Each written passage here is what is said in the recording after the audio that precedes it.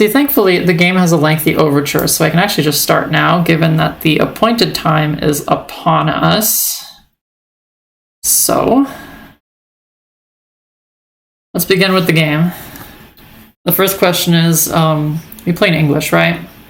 I will not wait for an answer. I will just start in English.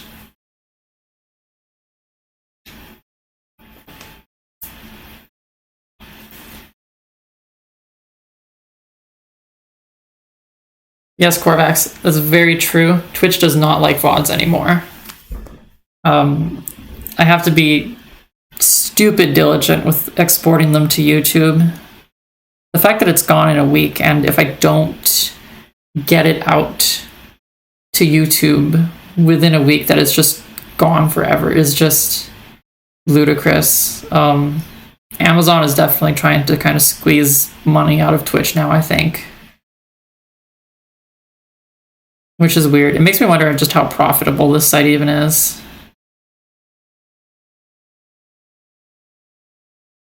There is supposed to be audio during this part. Why isn't there audio? Hold on a minute. Oh, that's very strange. Oh, what? Oh, okay.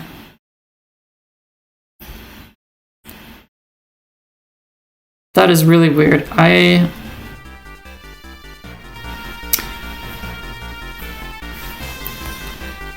You get 2 weeks as an affiliate. Is that true? Wow. Sorry about the audio delay. I guess restarting the game caused it to mess up my sound setup. I believe you should be hearing it now.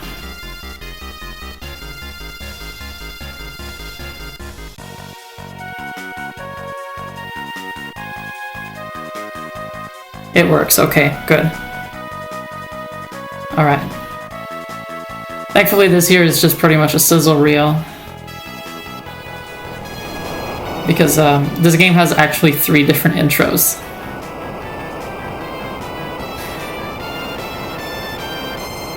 So for information, I guess for Pale, if he's curious, this is the Game Boy Advance version of the game. But it might look a little bit different from how you might be used to seeing the Game Boy Advance version of the game. Final Fantasy V Advance, like the other Final Fantasy Advance games, cranks up the brightness of the colors and desaturates such a busy attract mode, isn't it? And that's not even the attract mode. The attract mode is coming up.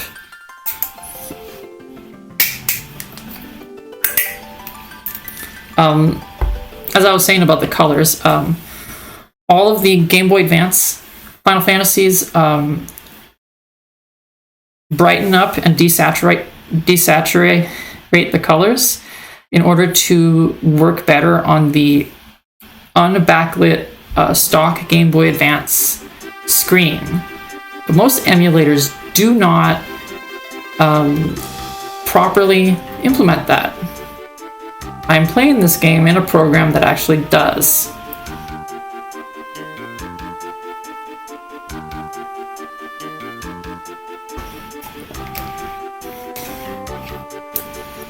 Very nice, Pale. I assume the ooh is about color correction for this game, because having played this version of Final Fantasy V before, not to the end, but having played it, I can see that right now it really just looks like the SNES version. So I'm just quite pleased at how it looks, to be honest. This program also, if you look very closely, even simulates the LCD pixels on a Game Boy Advance, which just gives it that really accurate look, right? It really looks like you're just watching off of a GBA screen.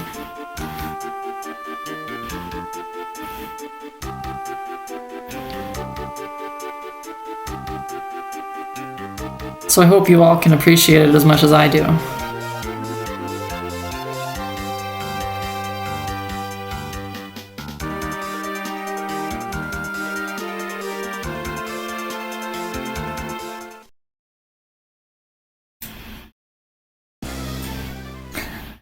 Corvax, that's a really good point.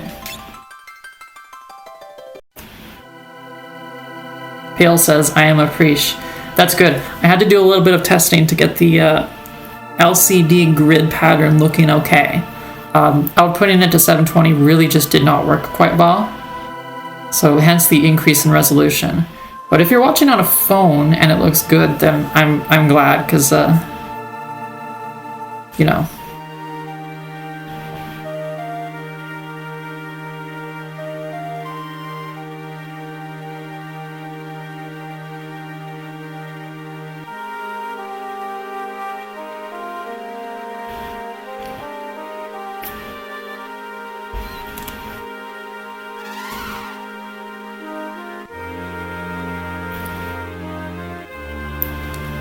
And Lena says, Father! Do you really have to go? The King says, You know I do, dear. I need you to protect the castle. Under no circumstances are you to follow me. Do you understand? But, Father, says Lena. Rebecca says, I'm watching in the mod screen, probably for the best. The King has to go to the Wind Shrine to make sure nothing's happened to the crystal, because something is wrong with the wind. And Lena has noticed it as well. And he says, Don't worry, have faith. Corvax, I hope for your sake that there are bots this week.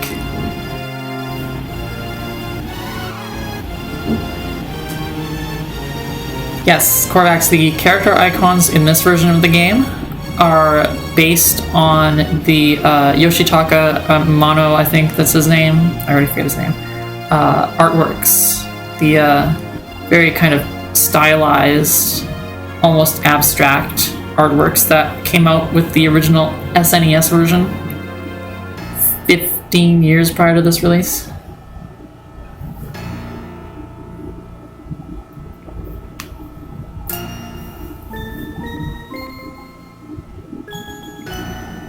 And I think they add a lot of character. All of them look excellent. And Ferris here says the wind just stopped. It's a bit of a problem when you have a sailboat, isn't it?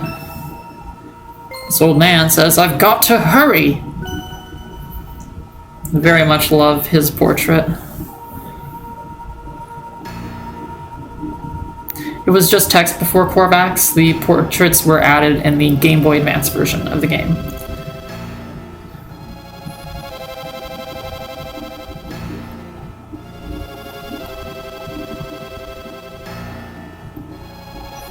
And here we are at the Wind Crystal. The King goes to inspect it. What in blazes? And then...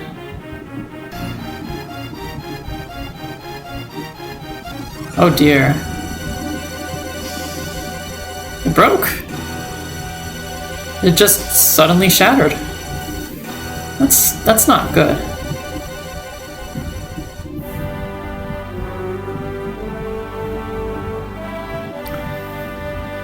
No, Corvax, I'm afraid you're going to have to get used to how the characters look. Because this is very much, the character portraits are very much the intended appearance of the characters.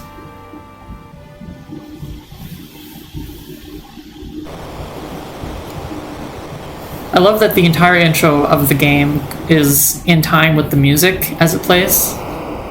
Reminds me of another game, Banjo-Tooie, with the same thing. Although that's only true in the Nintendo 64 version.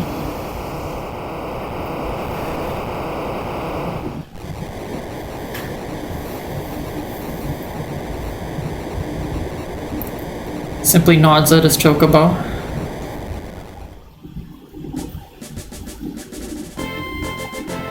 Let's go see what just landed here.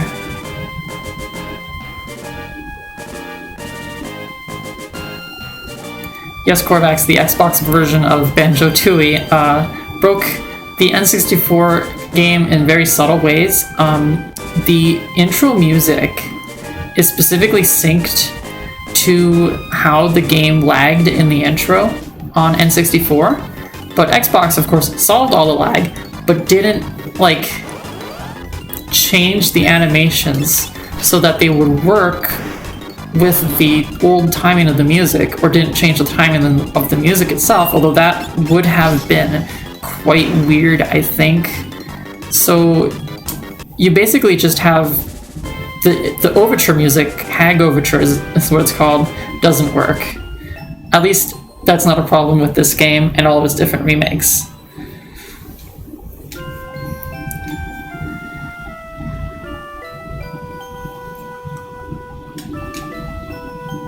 So I was tempted to change Bart's name to Dotsy, as I have been with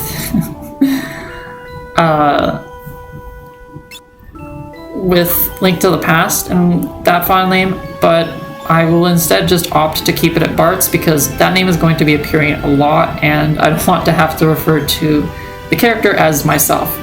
So thank you for the memes, Corvax. I will simply keep his name as Bart's. Call me Bart's, me and my chocobo just go wherever the trail leads us. Kind of funny that he says that, because there's not a lot of places he and his chocobo can go here. At least, not video game mechanically speaking. This rock suddenly fell from the sky, she says. The impact must have knocked me out. My goodness. Meteorite. I wonder if it has a connection to the wind stopping. That'd be a very strange and spurious connection. Yes, Corvax, Bart's is just a bum, or as we call him in video games, an adventurer.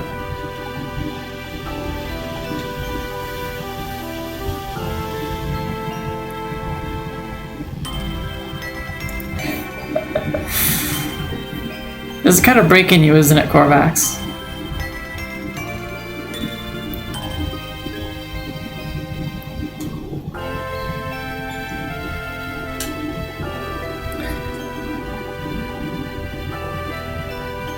You don't like it. Something about video game artists in 1992 just wanted to interpret blonde characters as having pink hair. Old man says, sakes alive, what's happened? I don't remember. I can't remember anything. Getting all of our video game tropes out of the way, he's got amnesia.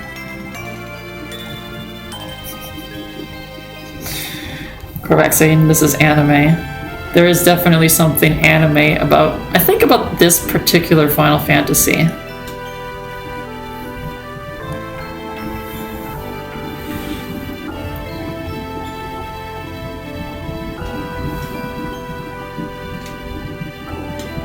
Whoa, that awoke something in Galuf. He also wants to go to the Wind Shrine because the pretty girl said she wanted to go there. See? He even says so himself.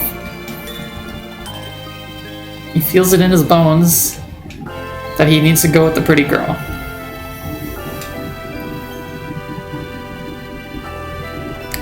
Another trope, hero's journey. Gotta have the initial refusal to go on the adventure.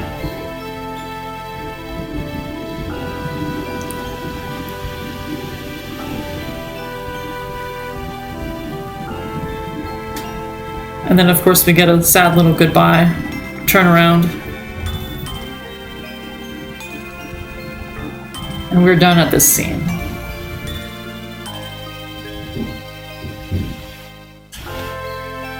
Come on, Boko, let's go.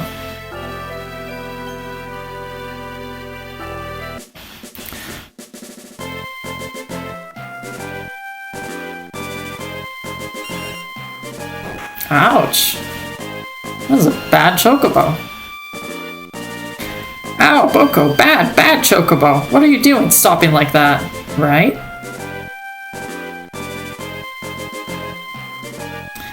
I'll stay on this character portrait for a few seconds, Corvax, because I know you'll like it.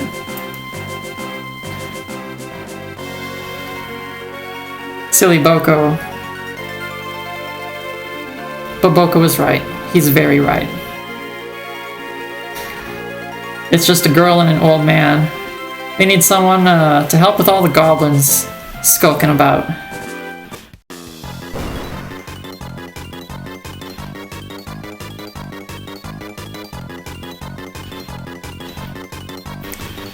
Well, sounds like they're in danger.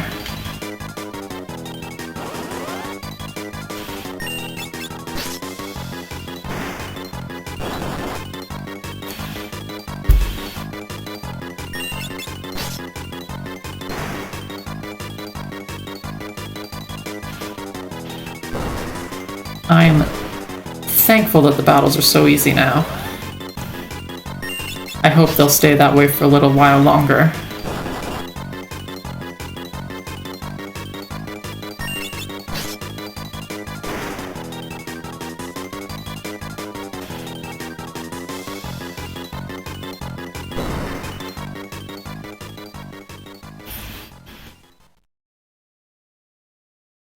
I think you might be making that up, Corvax. I'm pretty sure they would always just say quack quack.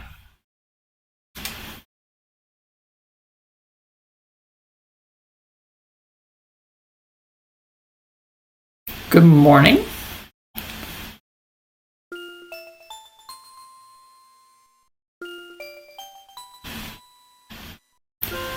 It's true, she cannot escape being in his debt.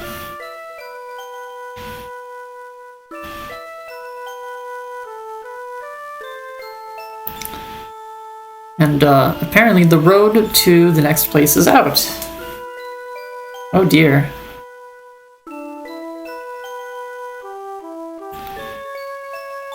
And even knocked out, he needs to go to the Wind Shrine. I'm starting to think maybe something important has happened there. And now the real adventure begins. Our hero feels the wind calling to him. The wind that, I might add, has stopped.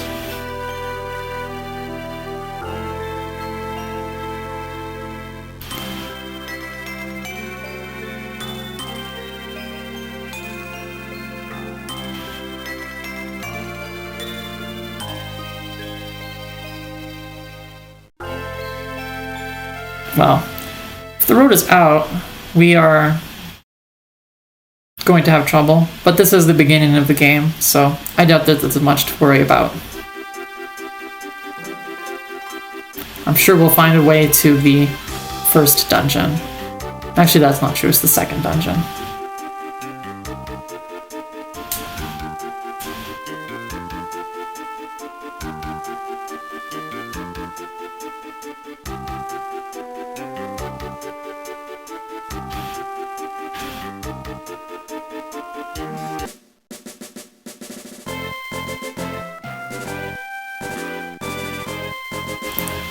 Off we go.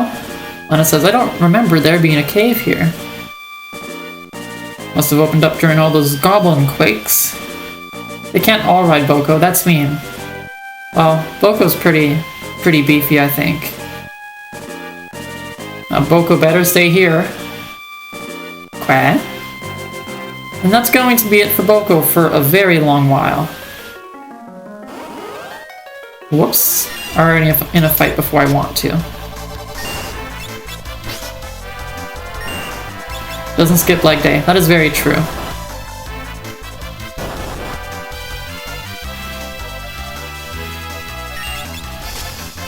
Yes. We didn't even get to hear the Chocobo theme on Boko. So I noticed that the text speed is a little... Oh, I can't configure the text speed. I can only configure the battle speed. We'll keep the battle speed as it is then. Oh, and I will... Oh! Hello, Pit Mimi. I did not notice you there while I was busy menuing. Welcome to the stream. You've not missed much in the game. We're right at the start. Half our party members have to go to this place called Wind Shrine to do things.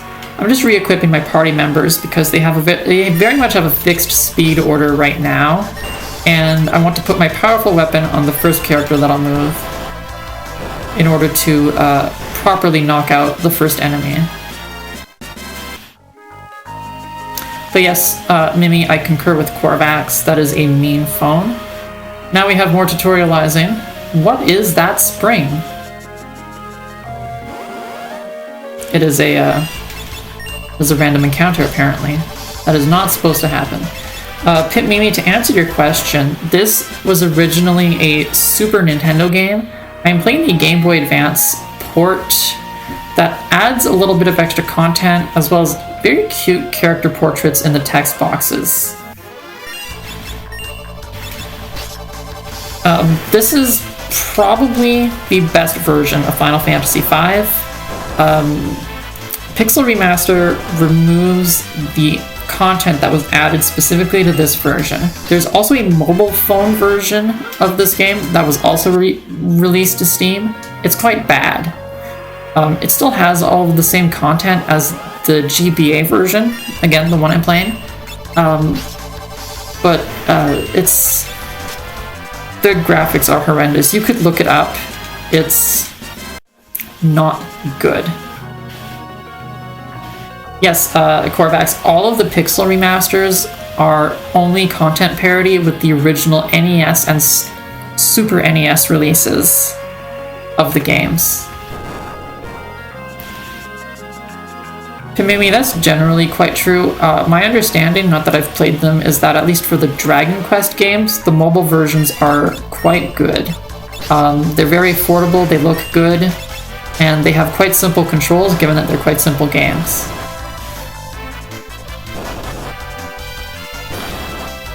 Okay, I have awkward targeting now, so I should still be able to finish this bat here. Corvax says, it's sad that they get away with that, but I don't do phone gaming personally. I think that's just the thing.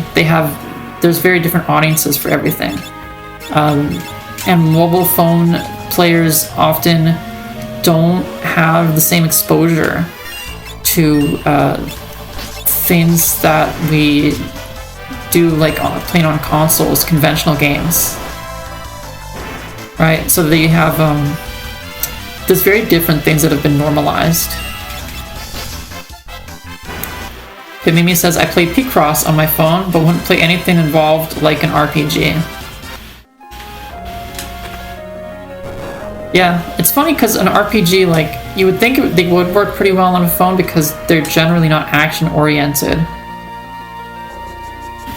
But, well. So, Pitmimi, you might have missed this, but, the wind stopped earlier. And the characters are remarking upon this as well. That ship just now, how is it sailing with the wind so weak?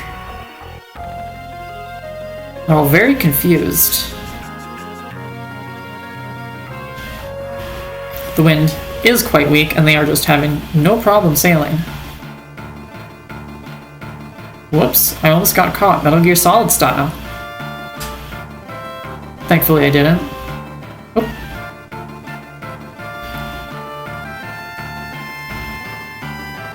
Corvax, I will concur with you again. Touchscreen controls are not great. Lena suggested, think they'd let us borrow the ship? Bart says, I think the only ride they'd be interested in would be a keel haul for all three of us. To which Galuf responds, yeah, you can't ask a favor from a pirate. That's why we'll just sneak on and steal their ship. Whoa, you're pretty gutsy for an old-timer. Yes, Galuf is quite gutsy. And as we can see, the pirates have all very conveniently fallen asleep at their guard posts. So we can just go right to the wheel and yo-ho-ho and stuff. Time to cast off. Yes. Pimimi says, like when they brought out that game streaming service and were all, you can switch to your phone. And I was thinking, that sounds awful. Yes, Pimimi, yes. That does sound awful. Like, at least with phones, most of those games do support game controllers. And a lot of controllers do support phones. But, you know. Anyways, Galuf says, well, cast off means start sailing, kid. You know that. The wheel won't even budge. How do you work this thing? Uh-oh, it appears there's been a snag in the plan. To which a voice says, try working anything and there'll be the devil to pay. Uh-oh. Pink hair. Seems important. Ferris says, trying to steal my ship, are you? You've got a lot of brass. Or mayhap you're just lacking in brains. I'd wager it's the latter. It's definitely the latter. Wait, I'm the Princess of Tycoon. Please accept my apologies for attempting to commandeer your ship. Just coming right out with it, huh? Of Tycoon? Gal, if you have amnesia, do you even know what a Tycoon is? Lena says, Sir, this is a formal request from the Kingdom of Tycoon. Please allow us the use of your vessel. I must get to the Wind Shrine. My father is in danger.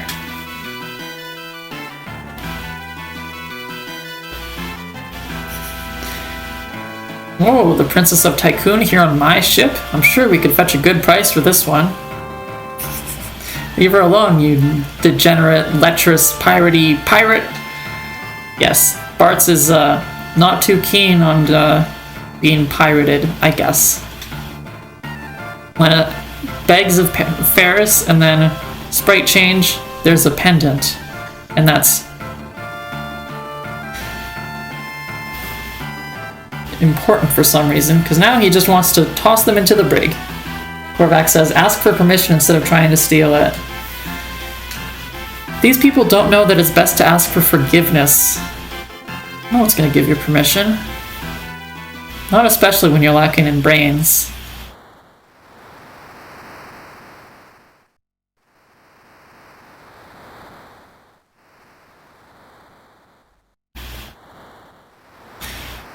Wow, this is a fine how do you do.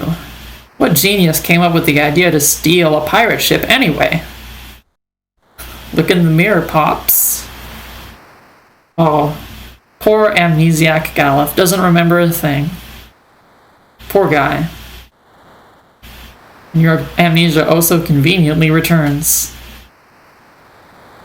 I don't really think it's convenient. Then he says, still, I can't believe you're really the Princess of Tycoon, Lena. I mean, Bartz, she's got pink hair. Lena says, I'm sorry, I didn't intend to keep it a secret. It's not that big of a deal, says Bartz, but if you're the princess, why were you going to the Wind Shrine all alone? Lena says, my father is there. He hadn't been gone long when the wind slowed to almost nothing. I just can't shake the feeling that something terrible is happening. I slipped out alone to head to the shrine, but then that meteorite fell, and you know the rest. Yes, we know the rest.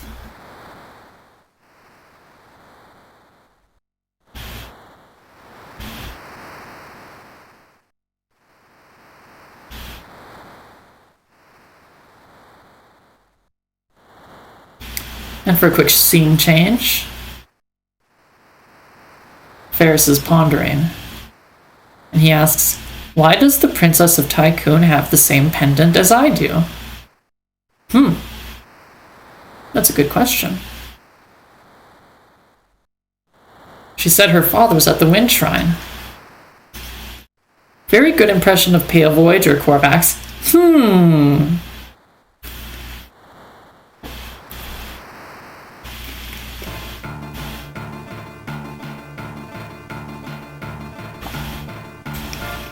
And then, plot twist, Ferris says, prepare to cast off, lads. Set a course for the Wind Shrine. Good luck putting this frog to bed, Mimi. The pirates, hearing this order, say, but Captain, what about the landlubbers? Untie 'em, Ferris says.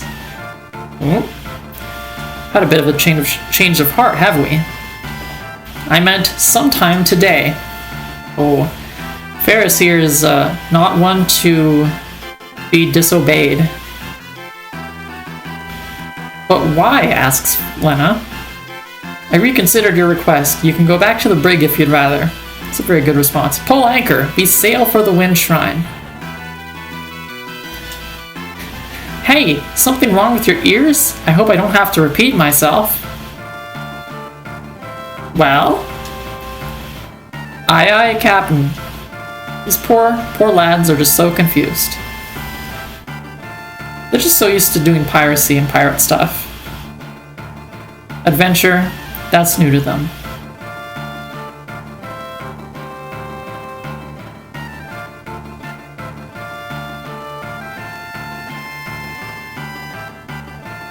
Then Lena is asking the question that we've all been thinking.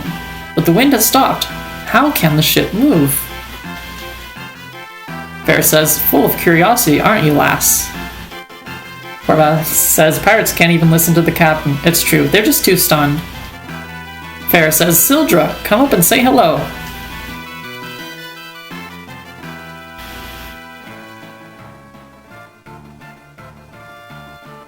Hello, Sildra.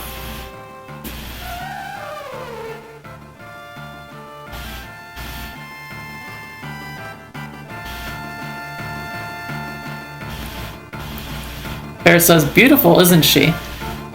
Sildra and I were raised together. We're as close as siblings. Yes, Korvax, that's right. Hi, little baby.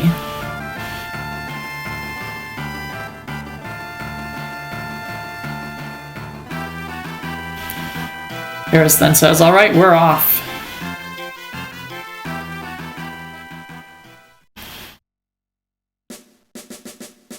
Quite early in the game, and we already have a nice little ship to use. But first, an interruption.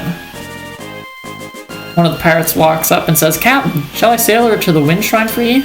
I'll say yes. There is another place to go, but there's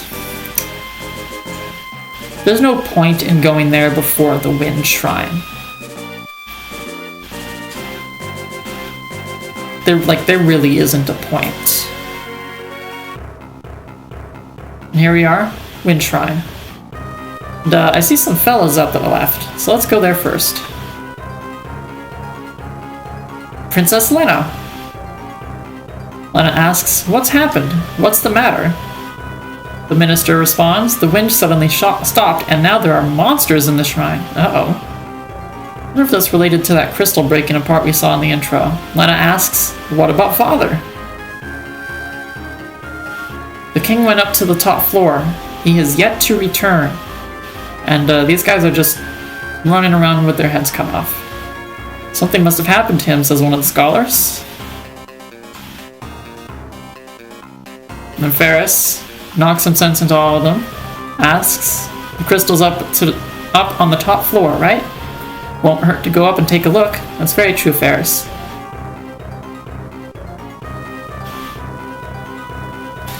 Under the White Oak says hi for 2 seconds before I have to drive again. Hello, White Oak. Thank you for stopping by and saying hello. Very much appreciated.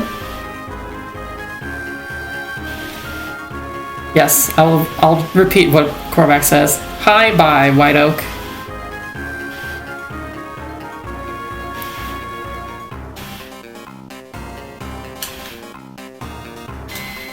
So these guys have a little pot here. Drink it to restore your energy. We even get some gifts from some of them. This scholar says something very interesting. The crystal amplification machine suddenly stopped responding. Crystal amplification machine. Crystal upstairs is controlled by a machine that amplifies its power. Apparently, it stopped responding.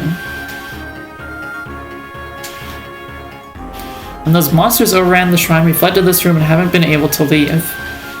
These poor, poor weaklings. Real heroes have to come in and save them.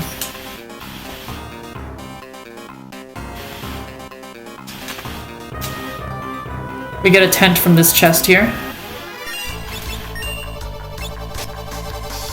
Now we get a battle with our full party.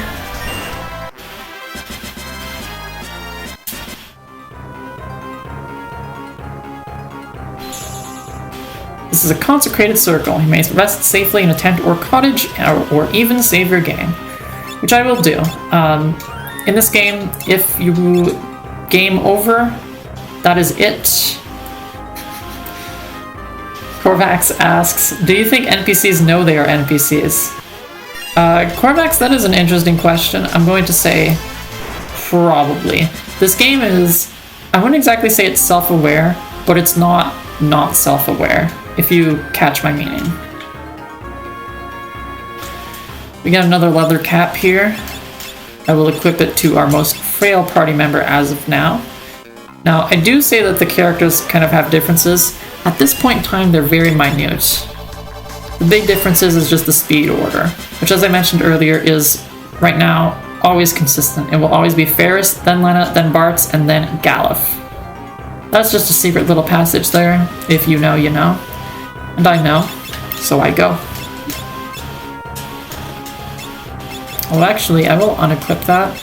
I will equip that to Bartz instead because he moves first. I'll equip the knife onto Galuf. Korvac says they also look different though. What looks different? The NPCs?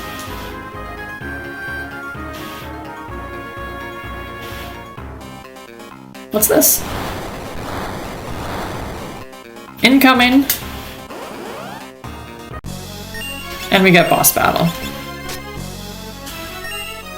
The party looks different. Oh. It could just be that you're used to seeing the party with, you said they were the same other than speed. They are effectively the same other than... Oh, Korvax, you're very clever. You're adorable. You say, love the music in this game. Yes. The music here will be a touch different from what you're used to. I should have maybe tented at that save circle. Oh, well, this is fine. This is manageable. I can deal with this. Yes, this music will sound different from what you're used to. Because, Game Boy Advance hardware. They use better, samples for the instrument, I find. I find that the instruments sound a bit fuller than on the SNES, but the bad sound hardware quality of the Game Boy Advance, which has none, kind of ruins the greater quality of instruments. Are the sprites different? Korvax, they are not different. They are the exact same as SNES, except for, like all the other graphics, they are color adjusted in order to compensate for the Game Boy Advance, and of course I am playing on a program that accurately simulates the look of a stock Game Boy Advance, so as a result, the graphics look mostly like they did on SNES. And then they're asking, are these crystal fragments? And they blink, and Bartz asks, what the? Sorry, I have a habit of skipping through text, especially if it's a game I've already played. It will continue to happen. I apologize.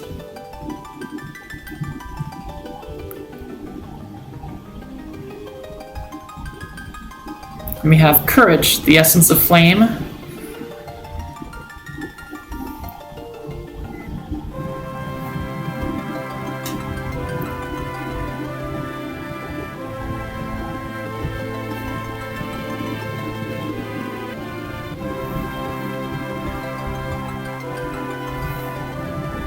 Devotion, the essence of water.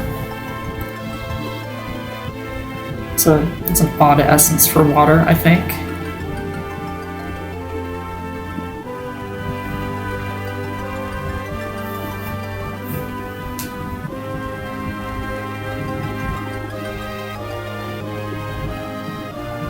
Hope, the essence of earth.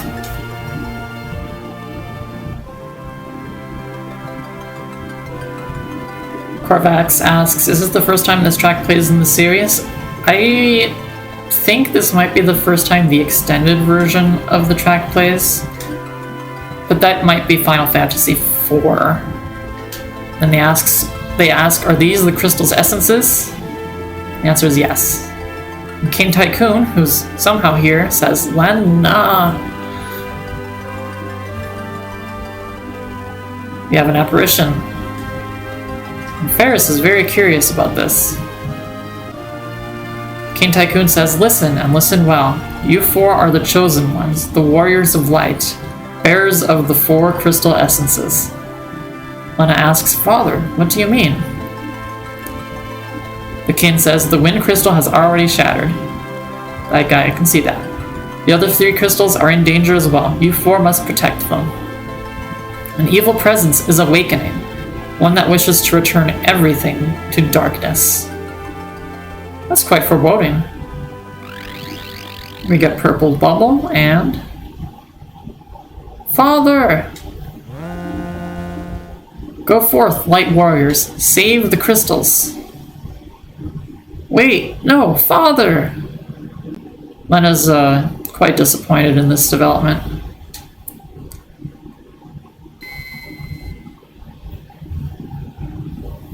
But there is hope. We have these. Bartz surmises that they're pieces of the crystal,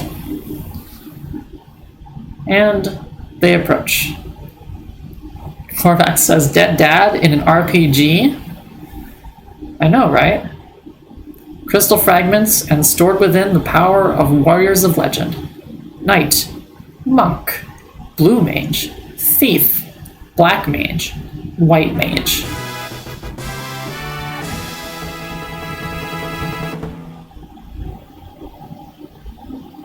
Bart says, the crystal, it's lending us its power. Galuf says, for now, let's get out of here. Korvax says, that's a pretty nice chunk of classes. Yes, you get the most foundational ones first.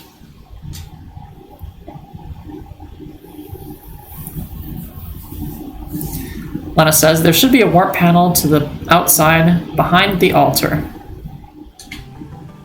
And there is. So one other difference of this version from the SNES version is that I can hold the B button to dash. This will help things move along quite nicely. You did have the ability to do that in the SNES version of the game, but only as part of an ability on the Thief class, and that meant actually equipping it and having it take up the space of something that might be more useful generally. Would you like an explanation of using the crystal fragments and the job ability system, Korvax?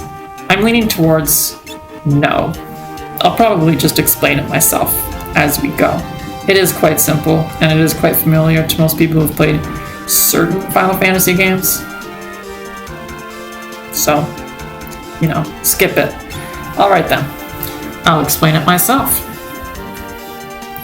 So basically, the gist of the crystal job system is it is the best thing ever, bar none, and it is the thing that continues to inspire Final Fantasy developers to this day because it is, as is the parlance nowadays, goated. So to start with, we select classes. We do not have any abilities for the characters as of yet. We just have classes. So I will assign some appropriate classes to these characters. We'll get leather cap, we'll get leather armor. So one thing that I've been kind of trying to juggle in my mind is whether I do this. Because on one hand, the Blue Mage is one of the most powerful classes in the game and might be necessary for overcoming certain difficult, frustrating obstacles. On the other hand, the Blue Mage induces a kind of neurosis in its player, where you just play in a very weird way. I think I'm going to keep it in my pocket, just in case, but I'm not going to go hard on the Blue Mage. For now. I might at some other point. Korvax says it's frustrating to get the unlocks, right? Right. The way Blue Mage works, if anyone is watching and is unfamiliar with the nuances of Final Fantasy, is that the Blue Mage gets abilities by getting hit by them. All the enemies will use different abilities, enemy abilities, and the Blue Mage can learn them by getting hit, which thus makes them available. So unlike other magic classes where you can find and buy magic on them and then they're just available, you have to go out of your way to find blue magic in this game. Pimimi says, I have returned. But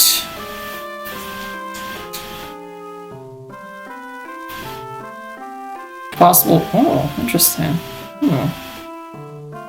Cool.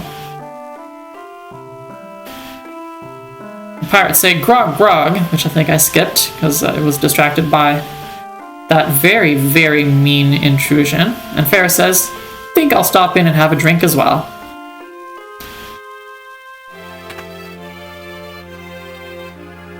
WB. I don't know what you mean by that, Corvax.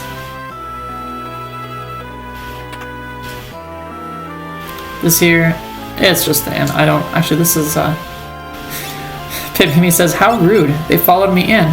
Right? That is somewhat a little tiny bit rude. A smidge. Just a smidge of rudeness. Oh, I'm streaming, I better talk to these guys.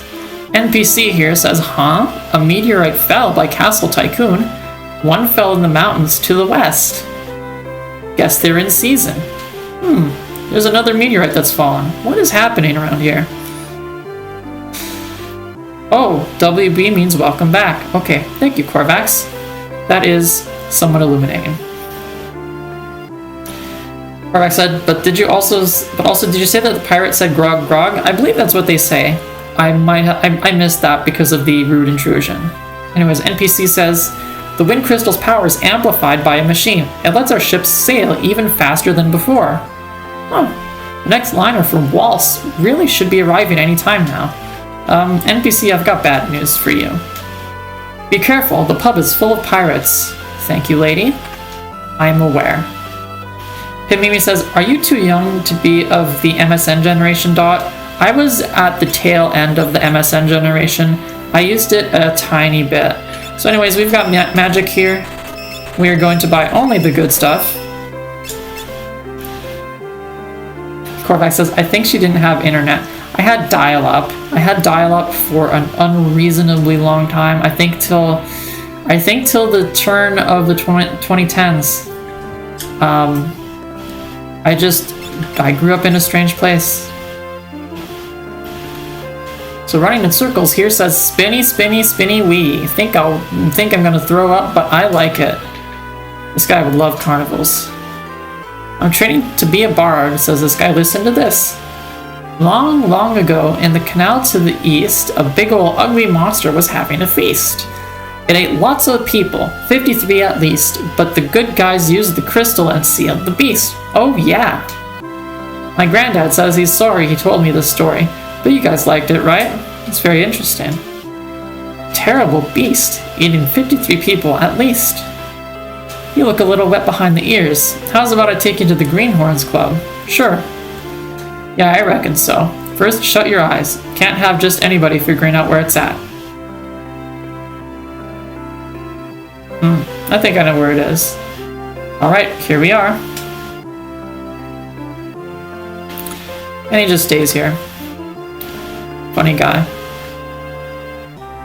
We sure are new to this adventuring thing, or at least two of us are new. One has been doing this for a little while. Keep an eye out for secret passages. For example, try walking through the wall to my left. Thieves can learn the ability Find Passages. Then, they can see the secret passages with no trouble at all. Or, you can be like me, and know where the secret passages are.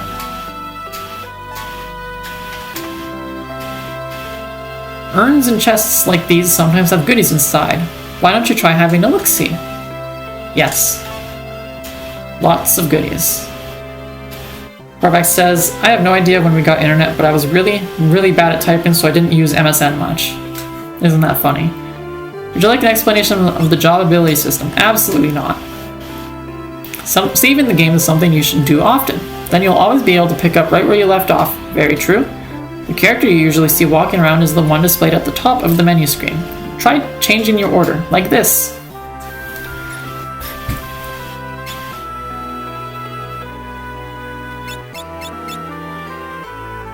Quite a slow tutorial here. I am not in control of this.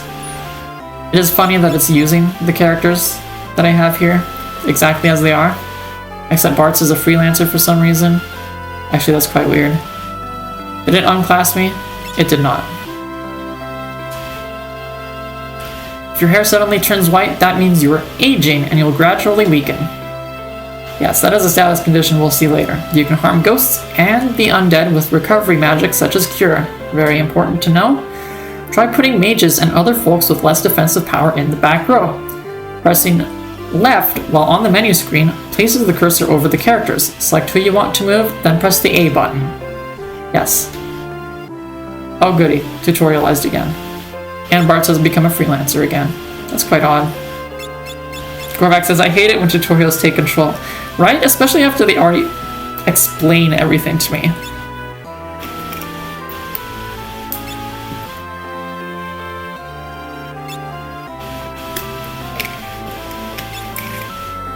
It would be quite nice if the game asked if it could take control from me.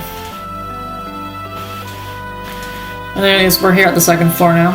Inside this chest is a present from me. Oh goody, I love presents. It's a trap! Monster attack! That's quite rude. Thankfully it's just a goblin. And still, Lena and Galuf gained a level. But there is an actual present in the chest. Nice leathery shoes. Ahwa! Sometimes monsters hide in treasure chests. From now on, be careful. Hold down the L and R buttons while in battle, and now you can try to escape. But look out, not all enemies will let you go. That's true. Korvac says, who put a goblin in a chest? A tutorializing NPC, obviously. When your hit points begin running low, use a potion or white magic such as cure to restore them. Yes. I was about to tell you about a couple more useful abilities. Honestly, no. I know the abilities in this game. Wait mode. Yes, I'm already on wait mode. I don't need an explanation. Alright. Most of this information was... Please let me out. Thank you. Most of this information has been useless, but entertaining, and there was good goodies. So, overall, not a complete wash. And here Farrah says, don't forget about me. Just very briefly rejoining the party so that I can make sure to buy correct. Equip 1. Do you want another shield then? Korvac says good goodies, unlike the bad goodies. That's true, there are probably some bad goodies. It's just nice to have Ferris rejoin the party just for a single minute while we're getting things and stuff. It's just, oh, I don't have money for that.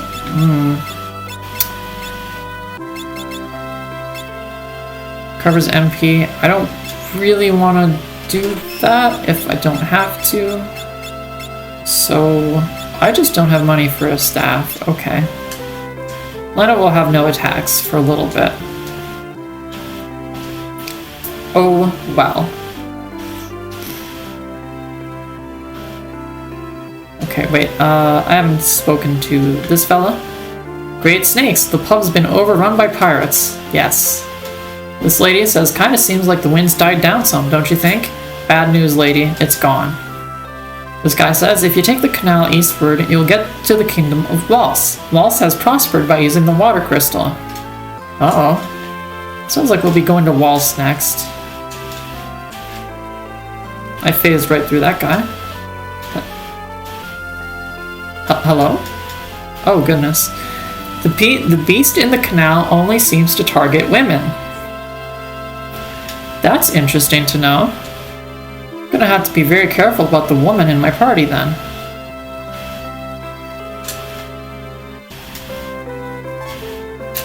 Obtained potion. Oop. Korvac says, ew. I imagine that might be that women might be a large portion of the 53, at least, that were eaten by the beast in the canal. And, whoop. I'm not looking at anything, you perv. Get your mind out of the gutter. I'm pretty sure these ladies are here specifically to be looked at. To be quite fair. Pirate says, huh. If you look real close, you're a fetchin' lass, Lena. Wow. Take a load off, drink up. The captain's upstairs. Sorry, there's nothing left. Those pirates drank everything in the house. No booze left in the game. That's unfortunate. This pirate here, quite progressive. Says Captain, so dreamy. We're only helping you because the captain ordered, so don't be getting the wrong idea. Okay, what about this wizard here? That pirate boss went upstairs. Before we go, let's get... for you, honey. You've got us something special. Corvax, that is true. That is not a very nice thing for the pirates to say. But, I mean, those pirates also don't get a lot of time around women. They might not understand how to talk to women folk. Goodness. Which was really just talking normally. Corvax says,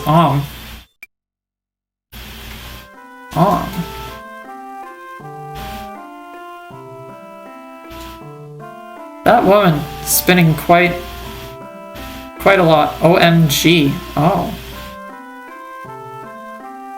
And here's the pirate boss. Bart says, hold on, I'll go check it on him. Corvax says, 3 girls on 1 Bart's. Yes.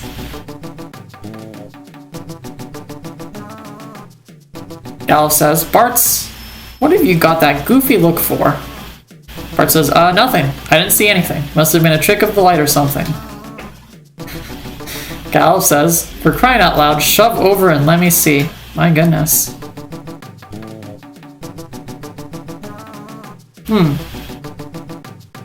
There's something about that pirate. Ferris. Gallo says, great Caesar's ghost. Just gorgeous. Sure haven't felt like that in a spell.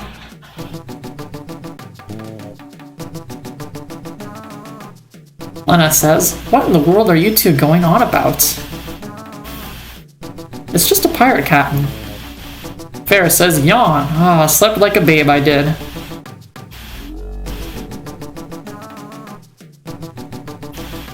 Then he asks, what are you two gawking at? Get a hold of yourselves.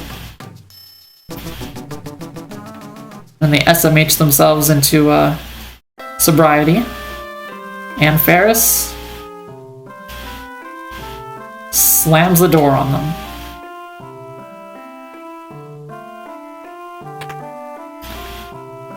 We'll be back later to pick up our party member. I will mention earlier, I did hit that piano. That is very much on purpose. There is a special reward for hitting up all the pianos. Corvax says they need to be taught not to spy on sleeping people. Indeed. Lena says, I'm pretty sure that this is Zock's house, but... And Bart asks, someone you know? Lena says, yes, he built the Torna Canal. That must be the canal everyone's telling me to go into. So this might be an important stop. Zock says, oh, Princess Lena. Pimini says, my phone is really acting. Oh no. So Lena is asking Zock for a favor. Needs to pass through the Torna Canal, and Zock, who built it, can probably help. Pimimi says sorry. That's okay, Pitmimi. It seems that your phone is really acting up. Wow, that is surprised whooper face, honestly. That is very surprised whooper face. Then Zock says, oh dear, ever since the wind crystal was destroyed, I don't know how he got wind of it, exactly. The beasts in the canal have multiplied like rabbits. Oh no, it's much too dangerous to enter. But Zock, we have the power of the wind crystal. Pimimi says, I dropped it and it went real weird. Maybe just reboot it. Pitmimi, just, power off, power on. And Zock says, moreover, I seem to have lost the key to the canal somewhere. Uh-oh. Looks like the adventure's still got a dead end. He says, I'm sorry I cannot help you with that key. Since you've come all this way, won't you at least stay the night? Well, that would be really kind. Pimimi says, I did. This is better than it was? Wow. That's incredible.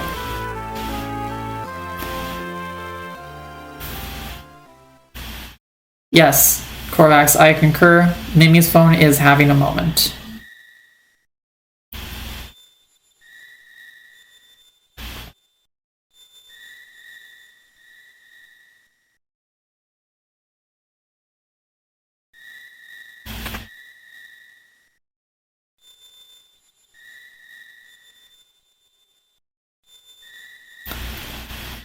Seems Bart's just can't sleep.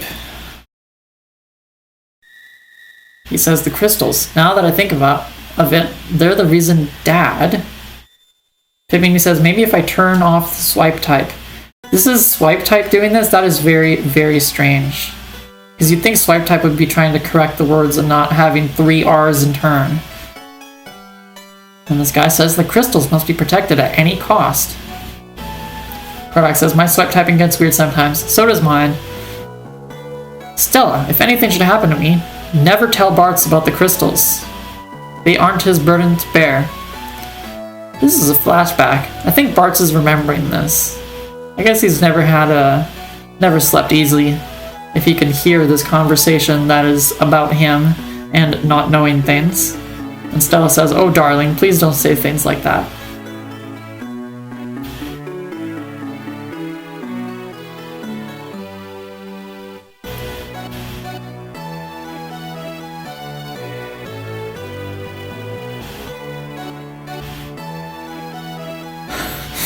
Oh my goodness, Pimimi. Is this any better? Nope. It's weird that this is only affecting certain letters and only in certain configurations. Korvax says, when you are anime and have sea green hair, but then it turns brown later. Yes. It's because they just used the normal kid sprite for Bart's in that instance and didn't want to draw an entire other Bart sprite. Lana says, Father, I'll protect the crystals. Promise. More like spying, peeping on sleeping folks. This game seems to be written with a very particular perspective. Korvax says they could have at least changed the hair color. They probably had a reason not to. And Zoc asks, what's the matter, Bartz? Nothing. I was just reminded of my folks. They died a while back, though.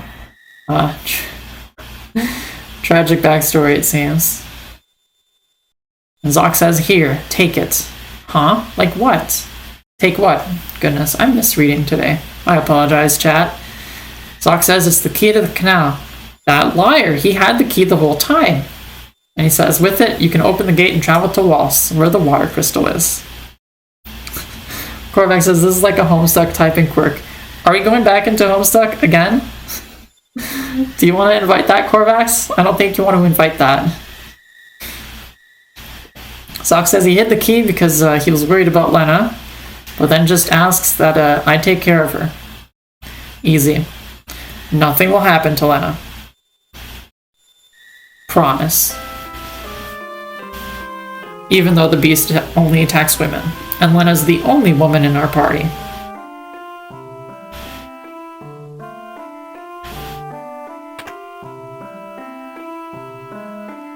Is there anything on this side of the house? Nope.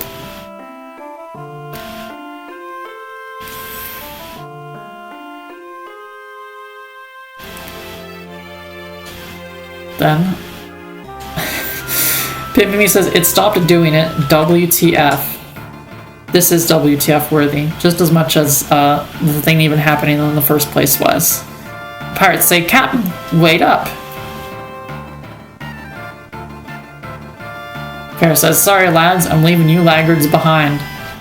Oof. That is very insulting. But correct. Korvax says, it's because I mentioned Homestuck. I wouldn't be surprised if mentioning Homestuck somehow fixed Mimi's phone. Mimi says, maybe my phone is mining crypto on the down low. Also possible. Korvax says, if so, I hope you get compensated. I've got bad news, Korvax. Cryptocurrency is literally worthless.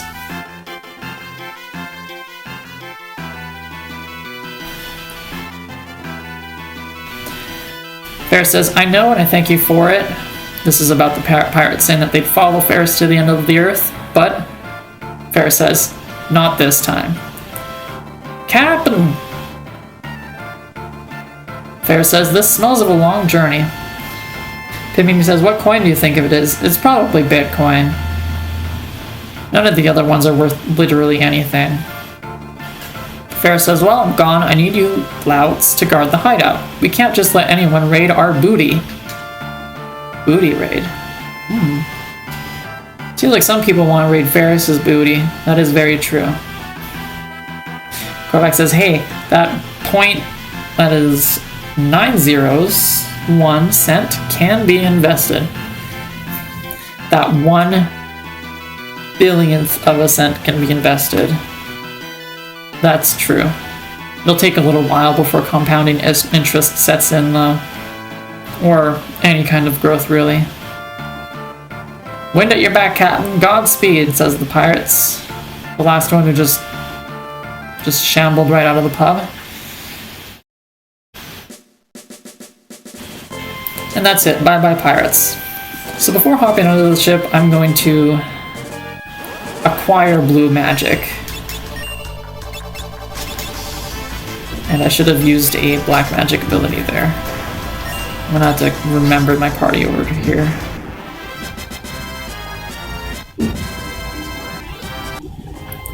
I kind of forgot how many cutscenes and stuff happen early in this game and how little battling happens. It is somewhat a little jarring. Korvax says grog means alcohol, I think, right? Korvax, I believe you're correct. So that last one is probably the one who said grog a grog. Oh, that's very interesting. So the goblins have an ability that is blue magic called Bat, and it targeted the wrong party member. I'll try to stay here a little bit to see if I can get goblin punched. It's possible that I don't, though.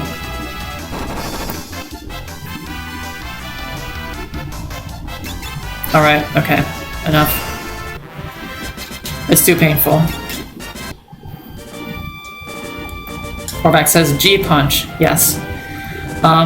It's just, if I'm going to play blue mage in this game, I'm going to want to pick up all of the blue magic abilities. Korvax says, can you just make everyone a blue mage to unlock? I guess I could. It's just, it's a lot of back and forth. Lennox here is having a little bit of an existential breakdown about the crystals and how there'll be no wind, it'll become stagnant, and there'll be no more birds singing, because apparently that's what wind crystal means. And then she says, Lena said that we had to protect the 3 remaining crystals. 3 crystals? Yep, fire, water, and earth. If those were lost too, then... Lena says, at first, nothing would happen. That's a bit contradictory, Lena, because literally as soon as the wind crystal broke, all the wind pretty much just immediately stopped. And she says, but it wouldn't be very long before the earth began to decay, the seas dirtied and rivers ceased to flow, fires lost their heat, and the world became dark and cold. It really would become an unlivable world. My goodness, these crystals are kind of a big deal. How are they even going to live without a wind crystal? Restoring that seems like it might have to be a priority. And Galf says, we've got to protect the crystals. Whoop.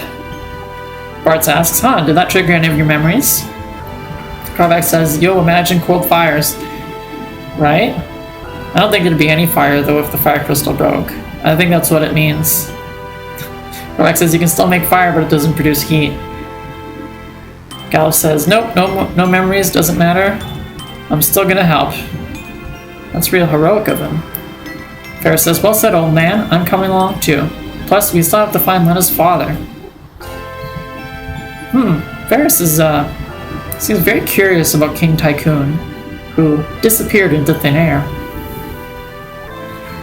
And Ferris says, he still lives. I can feel it in my bones. Ferris can feel it for some reason. That's also very weird. Never for a moment believe otherwise. Korvac says, I thought he was dead. Ferris says otherwise, and you should not believe that he's dead. Lena asks, Bartz, will you come with us? And, he says, before I was just coming along for the ride, but seeing everyone here, and knowing about the crystal shards, and also already having their power, he says, we were given power to protect the world, the power of the wind crystal. That's it, I'm in. We've got some crystals to save. And then Gallop says, sure enough, let's be off. Korvac says, if someone is an apparition, I'm just like, they dead. Oh, they big dead. Yeah. No. But Ferris says, still alive. So, Still alive, Korvax? Are you gonna argue with the Ferris? Okay. Let's tent up.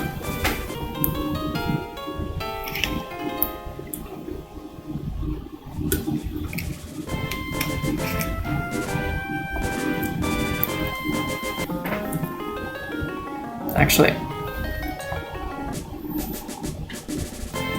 I should also take the moment to save.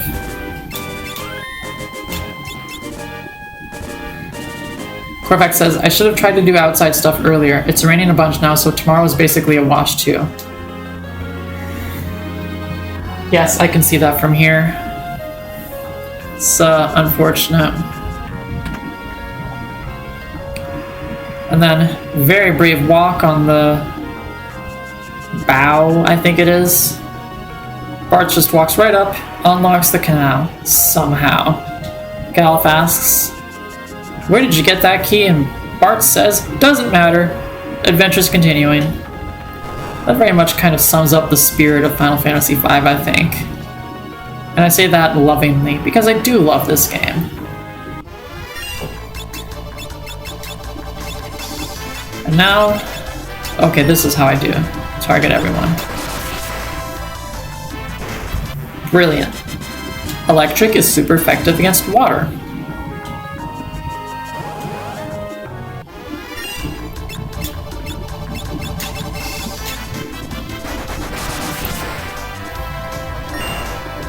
That's strange. This is a water type, but it's not super effective. Maybe it's something like grab locked. Korvac says, I call this my fave FF even though I haven't seen half of them to completion.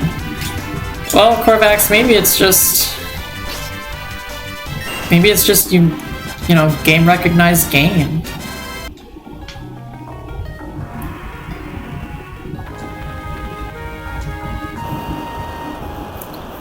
Whoop.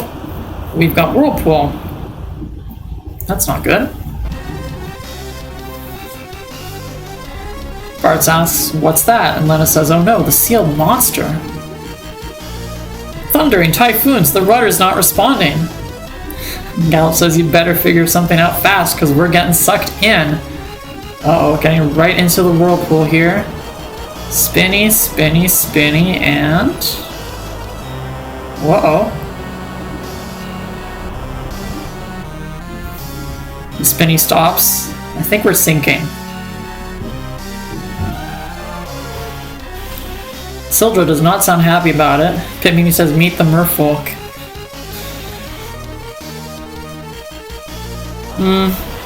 Not quite going under exactly yet. First we've got boss time.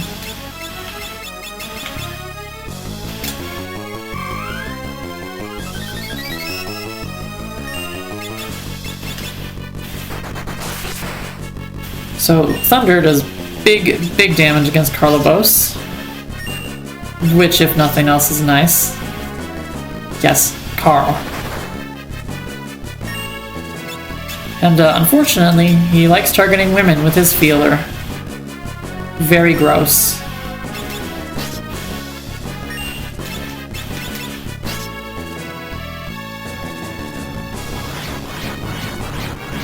Uh-oh. That tail screw definitely packs a punch.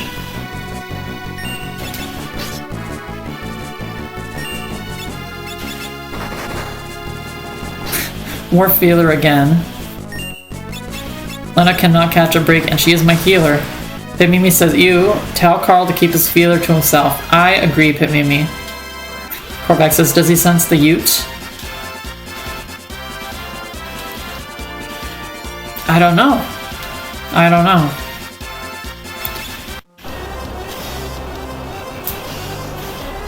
Whoop. And we got out. And we're out of the whirlpool, and... uh-oh. Sildra! Sildra got sucked into the whirlpool.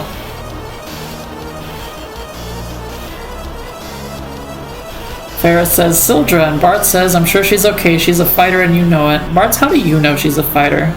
And Ferris just yells, Sildra! You practically have to drag him off of the bow, because he just wants to get his sibling back.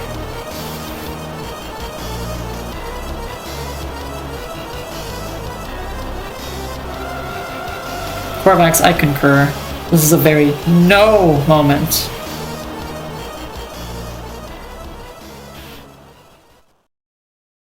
Korvax says Bart's got to know Sildra really well in the past couple of minutes.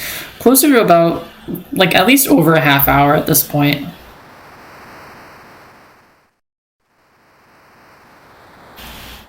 How's Ferris? As well as can be expected, we should leave him be. Yeah, Ferris must be in mourning right now. The ship is just drifting with the current, says Bart's. Galf asks, wonder where we'll end up.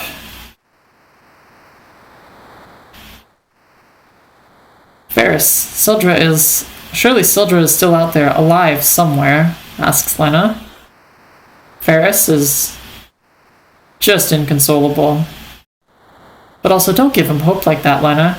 You saw that whirlpool.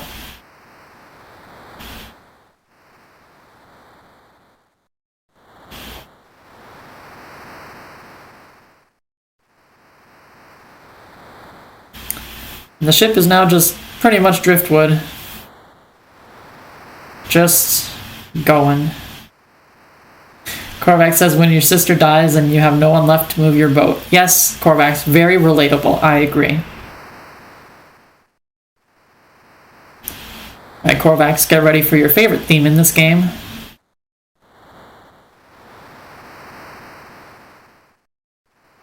After a little bit of wake-up time.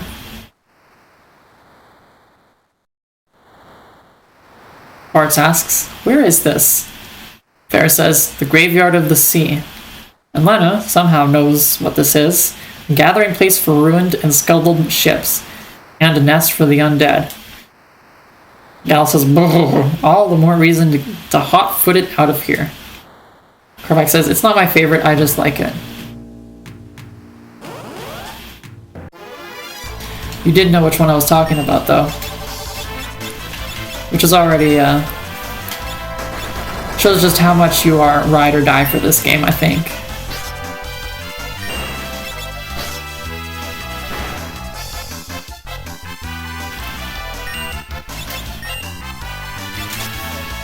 Korvax says, I know what song plays here. Yeah, that's what I'm saying. You know. You've only seen one playthrough of this game, and you know. So, during the Carl fight, I leveled up my jobs. So I'm going to literally only change one of them, actually. So one thing with this game is you can basically combine different jobs and job abilities and create really fun combos.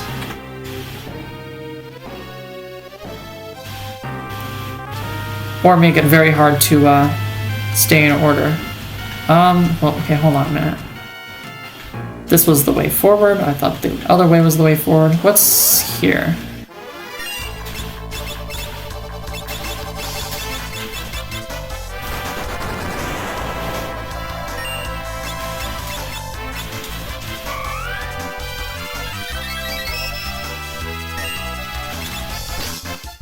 So yes, from playing a lot of this game, I do know which enemies generally are weak to which elements, which helps when I have access to, or rather helps my ability to use elements, I think. Oh, there's just nothing down here. Okay, well then. Here, I'll just attack this guy.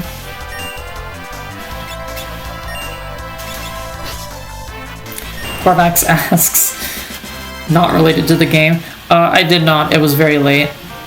I just wanted to go to bed. It might be in here. I'll look for it after stream time.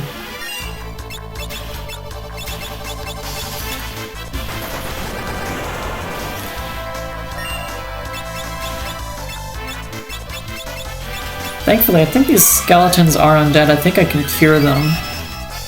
Oh, everything here is undead. Well then, everything here takes damage from that healing.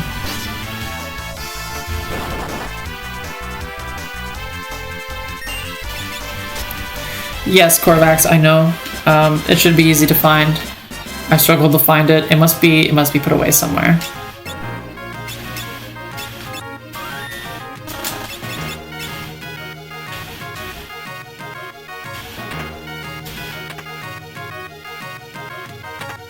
Tent in a treasure chest. Why would pirates need a tent? Uh-oh.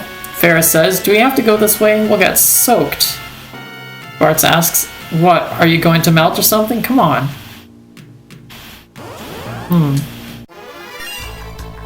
Corvax asks, why can't we have just one USB style? We do now, Corvax. It's called USB-C. I won't use magic here. I don't want to run out of MP. Corvax says, Ferris made of sugar. Are you experiencing the same thing as Pit Mimi, Corvax?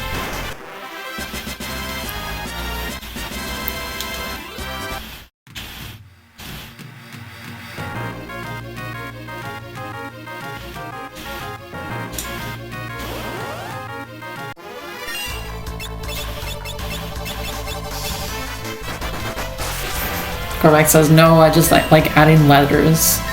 And now you're a snake. Perhaps even an adder.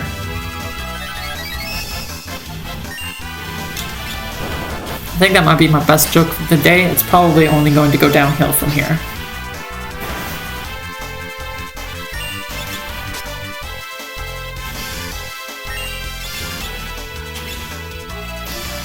No, we're mostly full HP. Won't bother healing.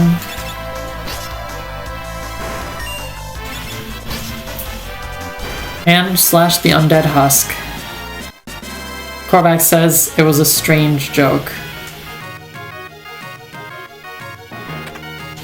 Well, okay.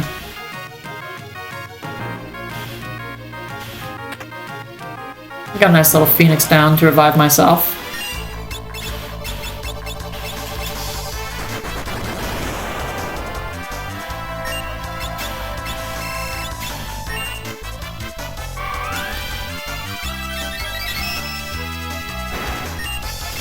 So this game has front and back rows for your characters, but it also has them for enemy characters. Is running away worth it in this game? It really isn't, Corvax. You want to keep fighting. Pimmy says, sorry, I'm still here. I'm just answer questions on my specialist topic. All good, Pit Mimi. Not everyone can be, you know, super engaged with the stream, circumstances and all, so don't worry about it. Just make funny little remarks when you can, and otherwise, just enjoy it, you know? I do not enforce participation in this stream. This stream is supposed to be lurk-friendly. At least I would like it to be friendly to lurks. Because I'm mostly a lurker myself. Born and raised.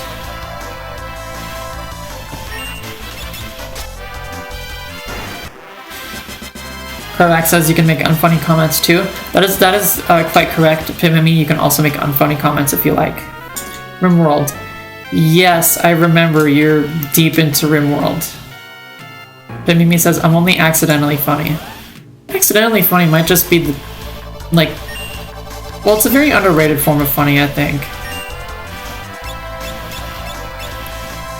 Korvac says, I said it before, but I really liked the VA work you did in that video. Yes, Pimimi, you have a lovely voice.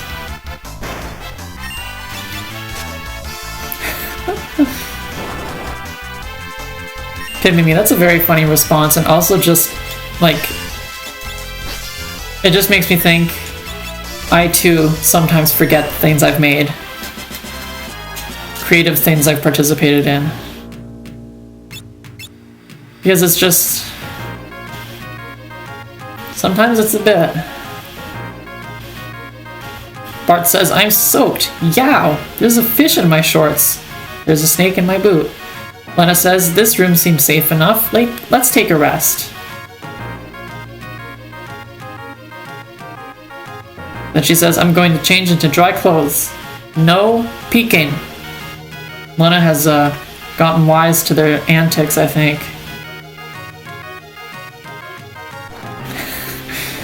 Korvac says, there's a snake in my damn it. I beat you to the punch, Korvax. It's the stream lag, I'm sorry. Hitmimi says, I featured in a couple of songs too, but I shan't be sharing those. Korvax, you're saying what I was thinking when I read that line. Okay, they've lit a fire and it's time to get dry, and Ferris is fine like this. No need to worry about him. Galf says, are you crazy, boy? You'll catch pneumonia in those wet things. Yeah, that's how bacteria works. Actually, viruses also can cause pneumonia now. He says, what are you doing? Get away, don't touch! Just knocks him right away. Lena hears all the hullabaloo and asks, what's all the commotion? Bartsy says, yow! Lena, this he... Galuf responds in the most old man supportive voice possible. Oh my stars and comets, he's a she.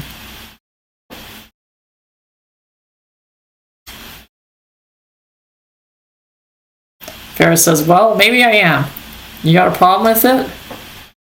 No, this chat, officially speaking, does not have a problem with women. This is a pro-woman chat. And it says, of course not, just why were you trying to hide those things?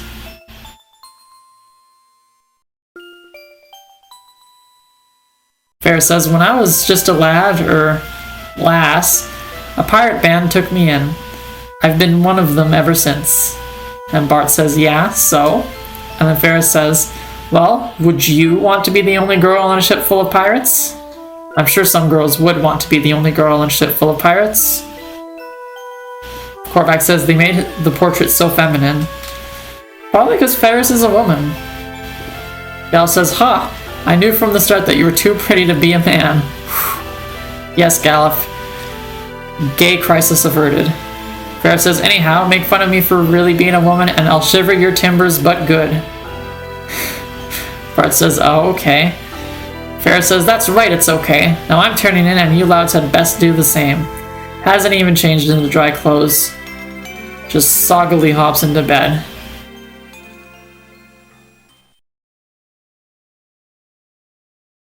Now I can stop using he for Ferris. Goodness, that was so hard. It is so hard to misgender women. Chat, ladies. It is so hard. And Ferris says, slept like a log, rise and shine, dullards, time's a wasting. She just drops insults left and right. Pimimi says there's nothing worse than a wet bed. There are very few things worse than a wet bed, I think. I can't think of any of them right now, but I'm sure they exist. Ferris says, hey, old man, that's enough lollygagging from the likes of you. On your feet, let's go.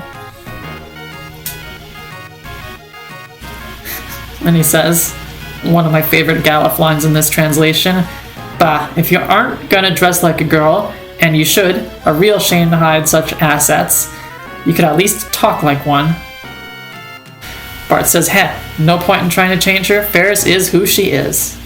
That's true. We stand Ferris.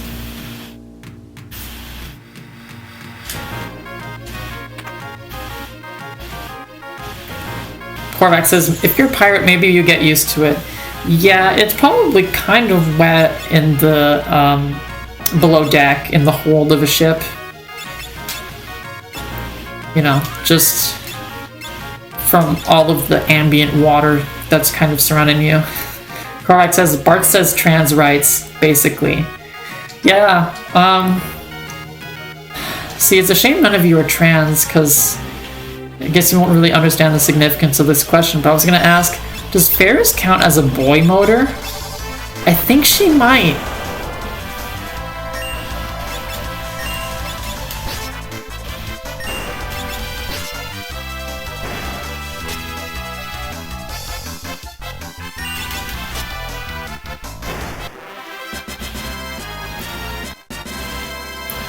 Pit Mimi says, what's a boy motor? Not a boy motor, a boy motor. I can understand how it's a bit confusing with this accent that turns T's into D's, but a boy motor is a trans woman who dresses masculinely and presents male for safety reasons.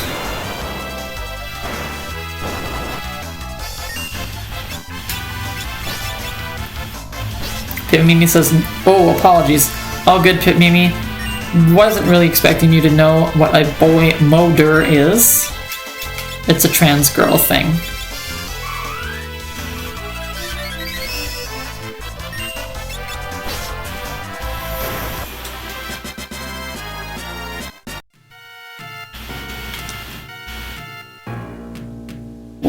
That was fast.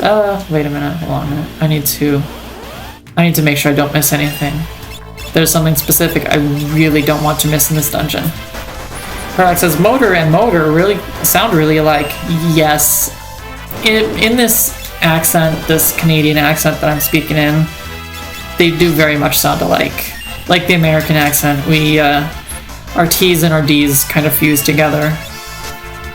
Especially T's inside of a word. Less so T's at the start of a word, but yes. That's not something that exists in British, Aussie, and Kiwi English, I think. Their T's are always very distinct. Okay, and nothing here. Alright, I was moving forward correctly. English is bad, Korvac says. English definitely has a few flaws. I wouldn't call it bad. I would just call it flawed. That's it. Pit Mimi says, worst word with an American accent is mirror. Yeah, it's quite bad. I'm sure too because a lot of them just say mirror, and not mirror, as I would say. Although that does sound mostly alike. Okay, we've got learning on Galef. Perfect. I can now put him on another class. Learning is the blue mage ability that lets you learn enemy magic. We will be using it a lot. And in fact, it makes me wonder if maybe I should get learning on everyone and just kind of have it equipped for certain fights in order to make it much easier for me to learn blue magic. So I'll put blue mage on Bart's now so that he can learn some of the blue stuff.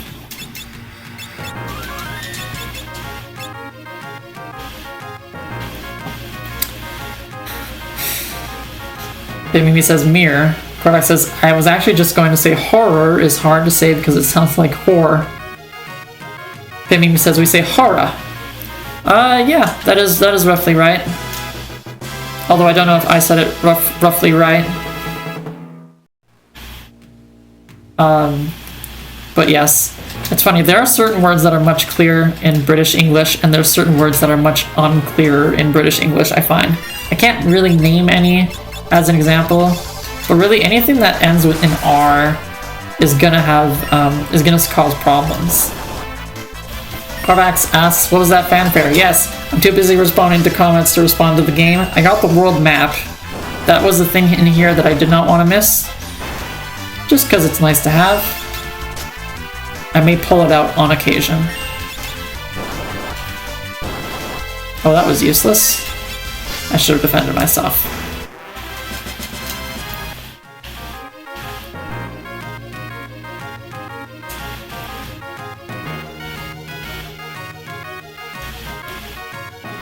Korvac says, I wish I could remember that entire Tumblr thread about American English words.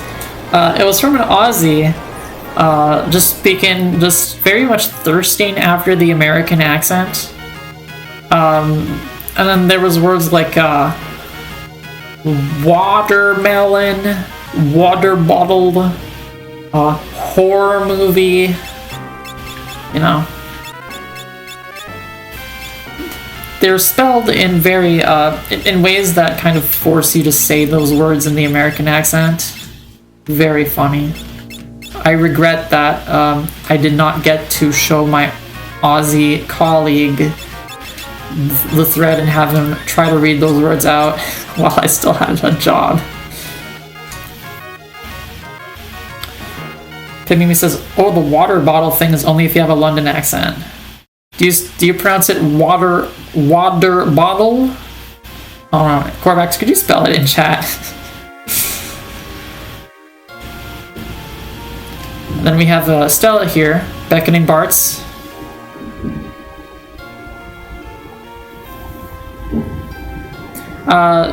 Corvax mostly correct. I think it would be an O instead of an A. Or I guess you might say water bottle. Most would say probably water bottle. And then King Tycoon beckons for Lena and... Huh. Ferris gets taken in as well. That's weird. Pimima says, water bottle. No, I can't. And then Girl here says, Grandpa, over here. And, she's got a character portrait. How peculiar.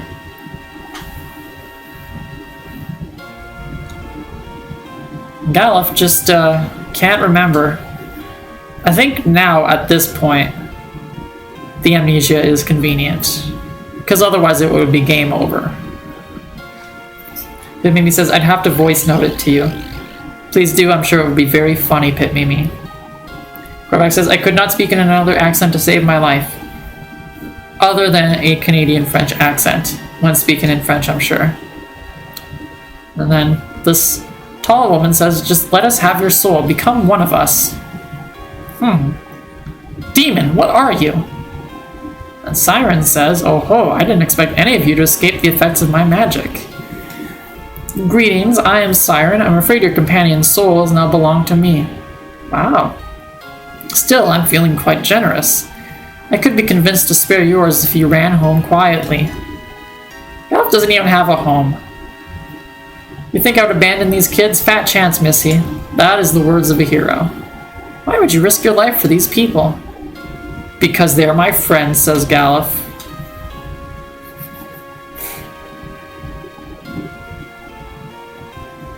Pit Mimi says, oh my, I can do lots of British accents, I collect them. Interesting. Galuf says, don't be fooled by your trickery. Open your eyes. And... slap. Wowza. I suppose it might be a bit easy to collect British accents if you were British, because I'm sure you're probably exposed to many of them quite regularly. Pit Mimi. Whereas here in Canada, we have 2 accents. We have Newfoundland, and then we have the rest of Canada. I think that's about right.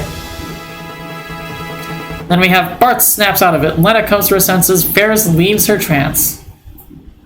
Corvax says, how many British accents would you say there are? Corvax, there are as many British accents as there are major cities in Britain.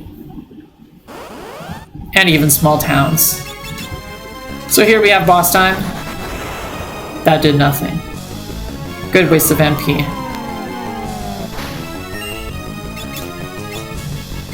I'll just do nothing here.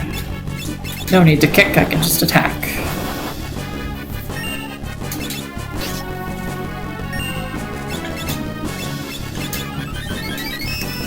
She cures herself, that's quite rude. Pimimi says, even the next town over can have its own accent. Yes. Korvax says, don't the prairies kind of have their own accent? No idea. I genuinely have no idea. Korvax says, I'm so bad with accents that I can barely differentiate the Aussies from the Brits. It's so embarrassing. LMFAO. There was no F there. I inserted the F hallucinatorily. So the message up top said Siren has become one of the undead, and we know from tutorializing that undeads take damage from certain magic. Namely, fire and healing.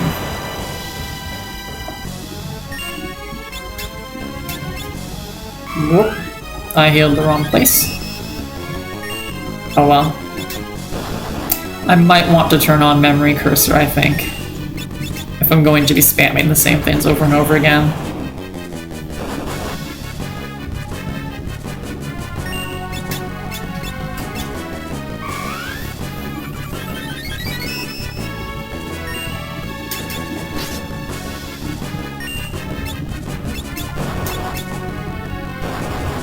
Oh goodness, I am cutting it close. Korvax says, I'm assuming if you are aware of specific British accents, that you could easily pinpoint where someone grew up. That's probably the case, Korvax. Whoop. Let's heal up Galif, because he desperately needs it. Aussie is a derivative of London English, so it's understandable. Yeah, I guess most British criminals would have spoken kind of London English. Or they would have been shipped out from London, or spent a lot of time there. Korvax says, why is Galif blue? Korvax, he is poisoned. Galif is very poisoned right now. Bart says, Galif, you saved us. I owe you my life. And then Galif says, don't sweat it. Very humble. Bart says, aw, you're blushing. I'm doing nothing of the sort, says Galif. Huff huff. Laugh. Korvax says, hate it when I'm very poisoned. Korvax, have you recently been very poisoned? I don't recall ever seeing you be any kind of poisoned, let alone very poisoned. It would just be a bit of a shock to me, honestly.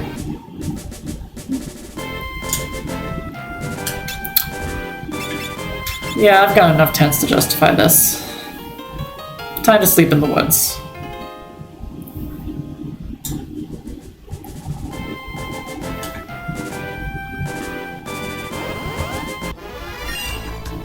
Pimimi says, hello, Oak.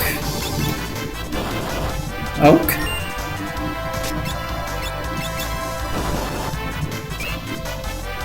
Oak was here earlier, Pimimi.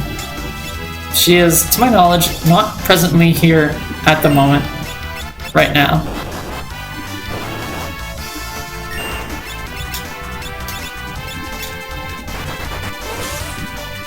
I see, Pimimi. Yes, it seems like your phone is so borked.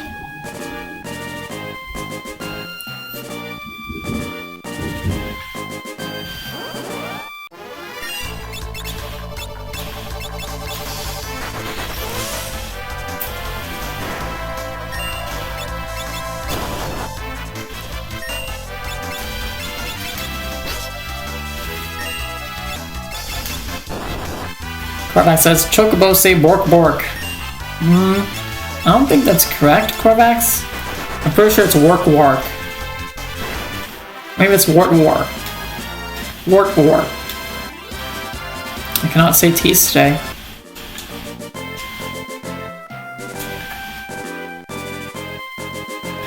I won't save here. Korvax says, Chocobo say wah wah. Also not true, I think. What? You came from the ship graveyard? Says this NPC. You're not really ghosts, are you? Nope. Just came from the ship graveyard. This NPC says the purple flowers that bloom on North Mountain are poisonous. That'll be good to know. This guy says 50 years ago, most of the wind drakes were killed in the war. The Wanting Tycoon is the only one left. An endling. Oh my. Poor Lena has been without a weapon this entire time. Let's rectify the situation.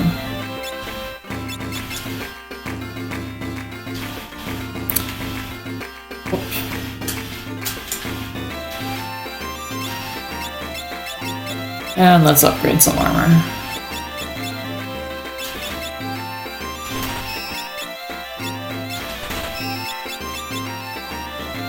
Oh, and cotton robe. I guess I'll buy 2 if I change cursor to memory, says Corvax. Thank you.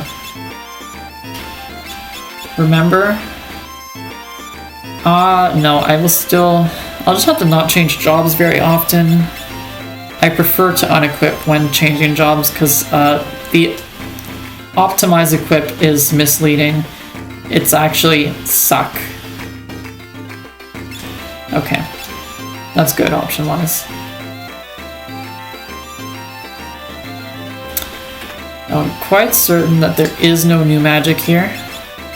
I was mistaken. There is new magic here. It's suck. I thought it was quite clear, Corvax. Nothing back here, I think. Nothing, I'm probably sure there's nothing. Another piano.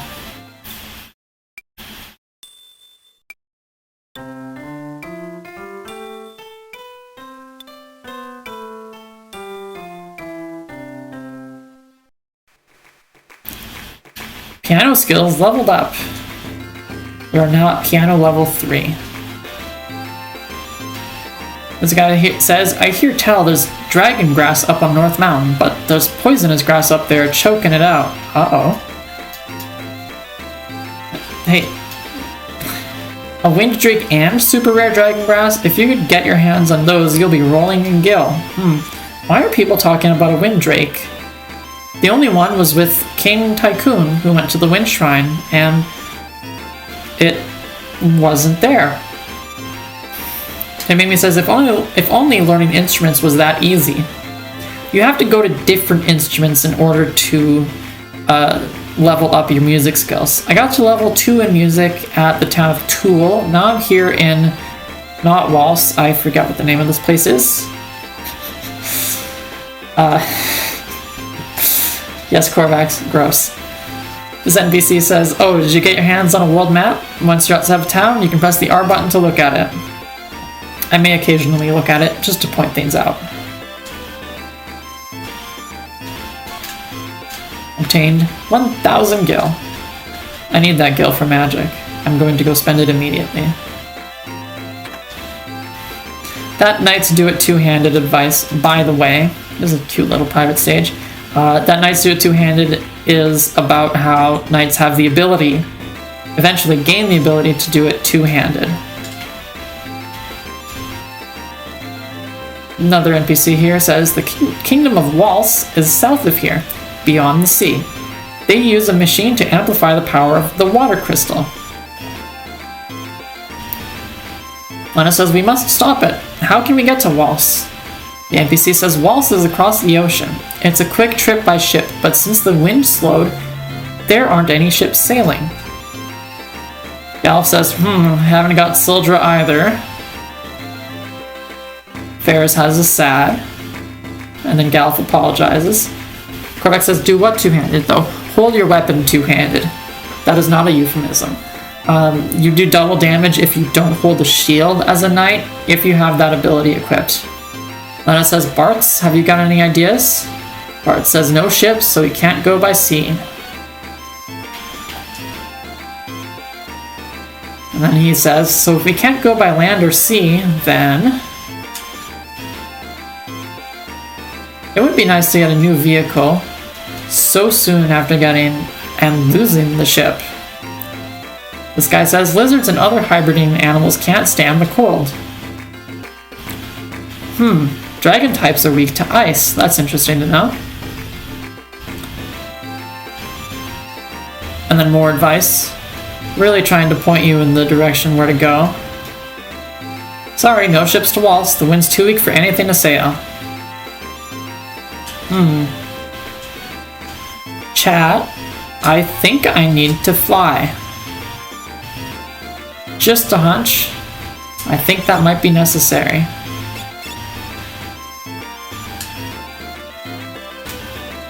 Yes, Korvax. Galuf is just a touch insensitive, I think. So I lacked enough money earlier to buy the Protect spell, and I want it because it's protective, and I got it now. Korvax says, I think you need to dig. Going underground?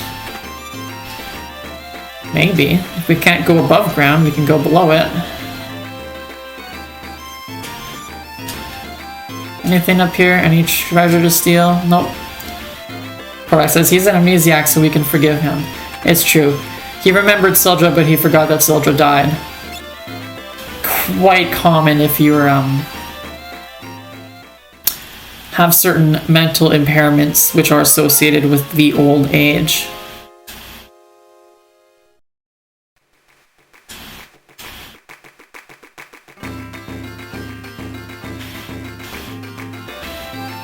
Korvax says he forgot his tact.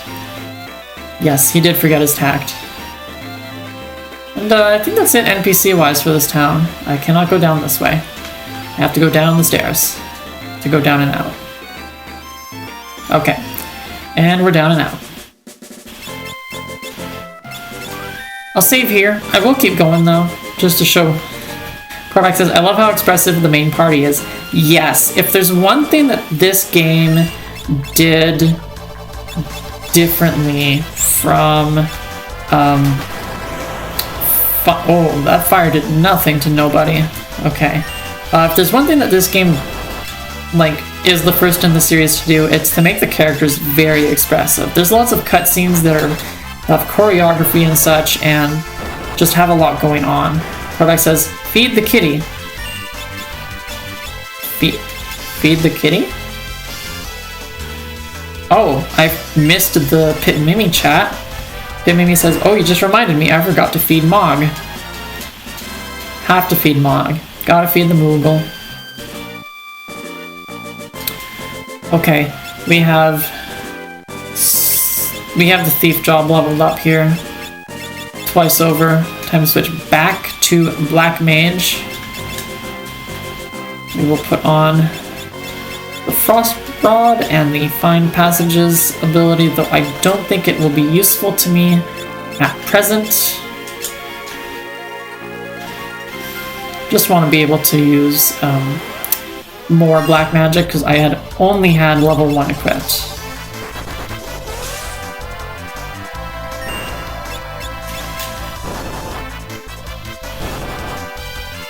Ow.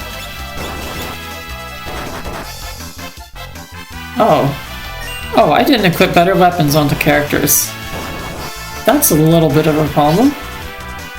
Unless you're Galuf, who doesn't have weapons.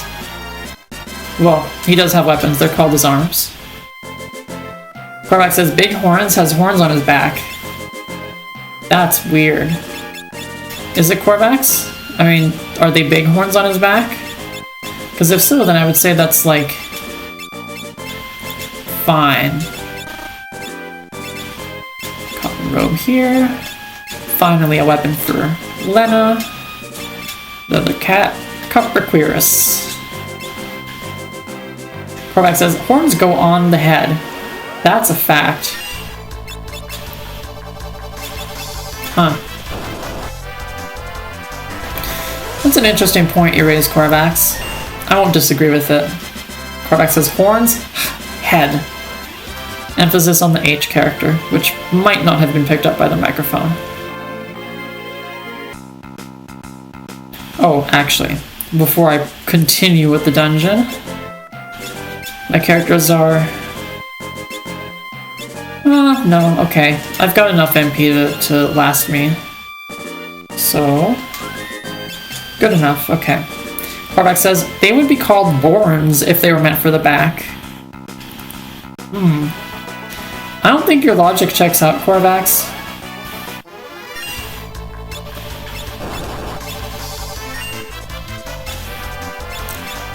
Slugs are weak to fire. Bug types are weak to fire. Ding ding. Korvax says, did you change weapons? I did. I re-equipped everyone with all the equipment I bought in town, which name I hadn't caught still. Mimi says, kitty fed. I'm just gonna remember that town name like it's nothing at some point. Korvax says, happy cat. Happy Mog. Yes.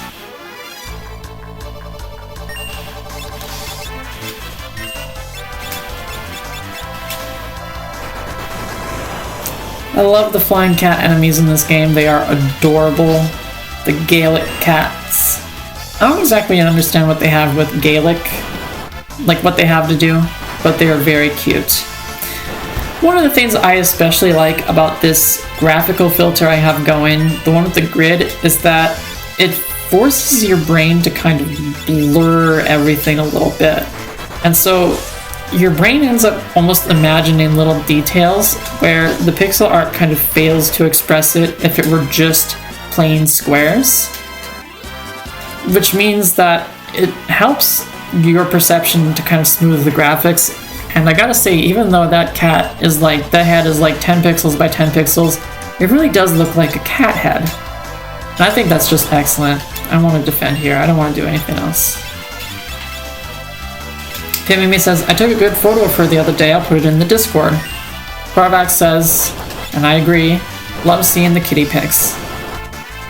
Thank you, Pip Mimi, for paying the cat tax.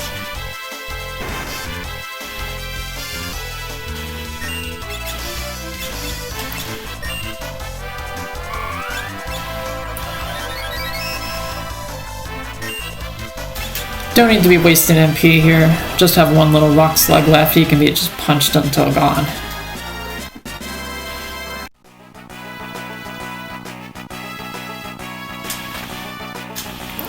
Got a nice little gold needle here. I don't think I'll need it for a hot second, but I have it now, which is something.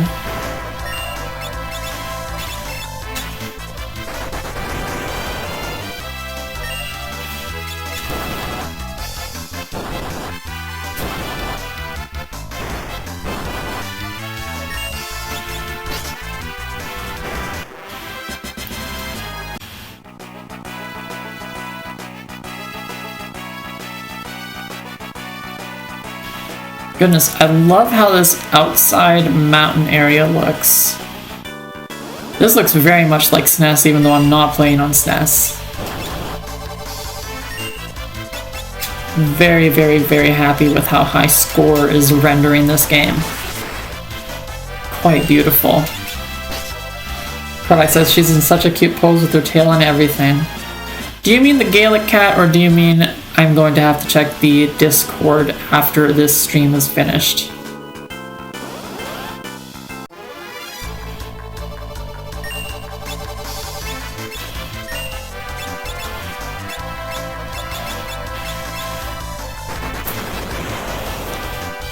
Korvax says you're gonna have to look at Mog. I will look at Moogle later.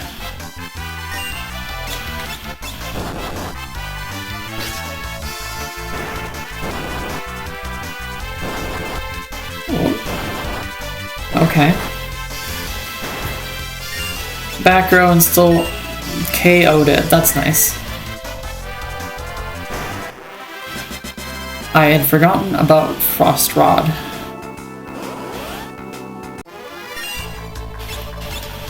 It is the same two enemy groups over and over again here, and I know there are more in this dungeon. Always amusing when the random numbers get you like that. At least I think so.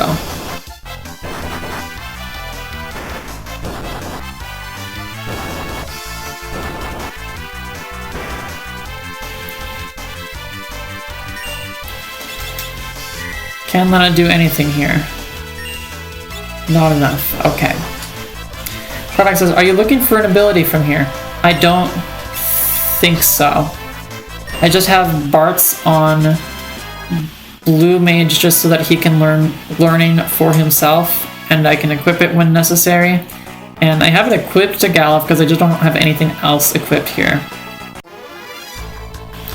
Although I think it's possible that the Gala Cats might use one particular funny blue magic ability. Not that it'd be a particularly great ability, but I'm pretty sure they have a funny one.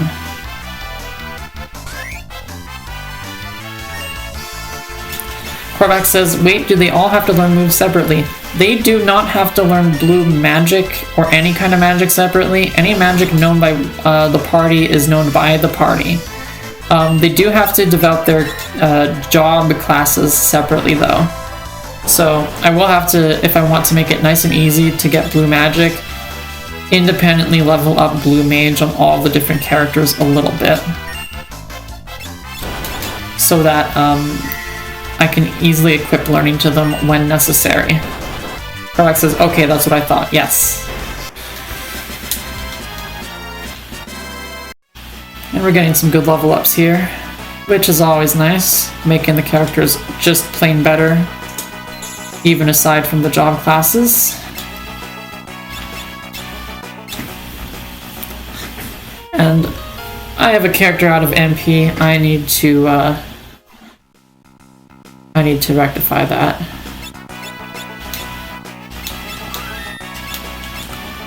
And let's save our game. And though I have already run the 2 hours for the stream that I usually like going, I'm gonna keep it going a little further, just a little more. Mainly because of what I'm about to walk into. Father's helmet. Lena is struck by a poison arrow. This is an example of one of those cutscenes with a lot of different choreography that it felt like the devs really wanted to go for. Korvax says, his head is inside. Oh no. Magissa says, I came here after the Wind Drake, but seems like I've caught something even more valuable. Bart says, wait, you'd hunt a Wind Drake? A Wind Drake? There's only one left. Magissa says, of course, their horns fetch quite a high price on the black market. Oh ho ho. And I see I've caught no less than the Princess of Tycoon. Makes me wonder if she's recognizable. And then says something absolutely disgusting. Yes, you'll make a lovely souvenir for my husband. Goodness. Ferris says, let her go, you addle-pated, foul-complexioned scofflaw. And there's a pirate saying that. That's how you know this girl is bad.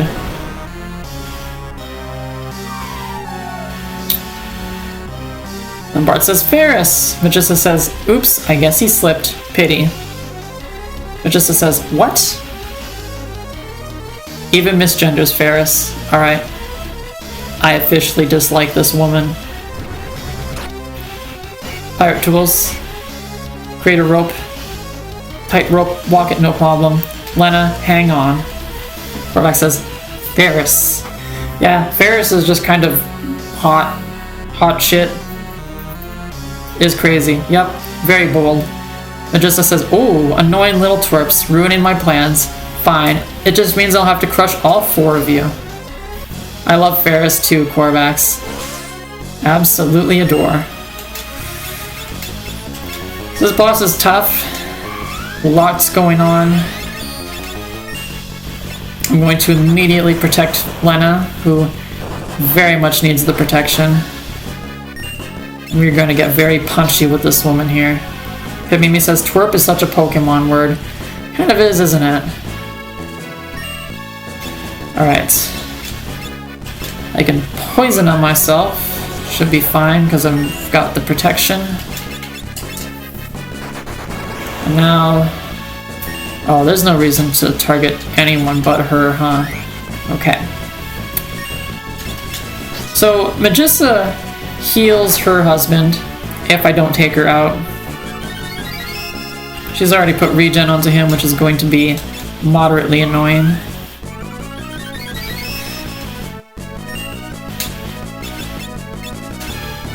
But thankfully I can just do this and it's quite simple. Korvax says, that's her husband? Yes it is. That Monstrous beast. I do love how powerful that counterattack is, though. Pit Mimi says she should leave him and come home with me. Oh my. I mean, she's an evil woman, Pit Mimi. Who am I kidding? If, you know, any woman who loves women loves the evil women. So I'm not going to convince you otherwise.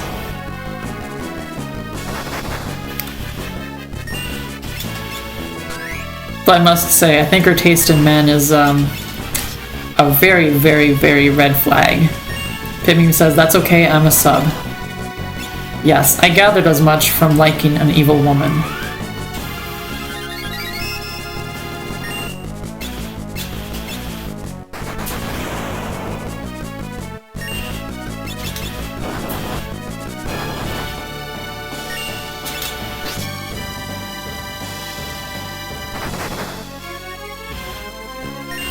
Thankfully, he targets Galuf and not any of the weaker party members, which is all of the rest of them. Because that would have hurt a lot. Korvac says he looks like he's covered in moss. Yeah, possibly covered in moss. I don't know. He's one mean customer. And we've got victory, and we've got 6 AP, and we've got 2 nice little things. A whip and a power drink. And Lena says, Ferris, thank you. Indeed. Whoop. Korvac says he's dead. Yes, Korvax, he is deceased. He is gone. Not dealing with that mossy fellow anymore. How do you get so mossy? Is he just moldy? I don't know.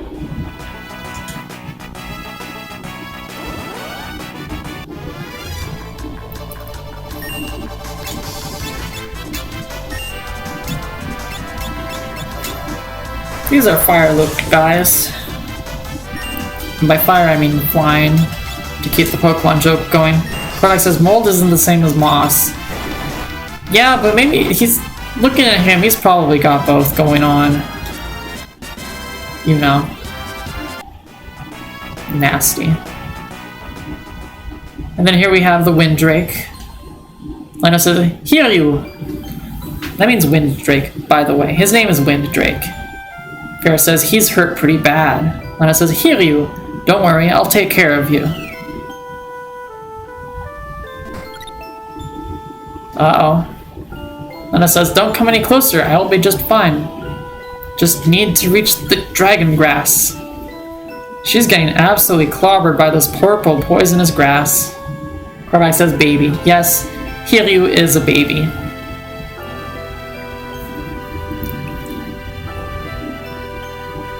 Lena says, please get well.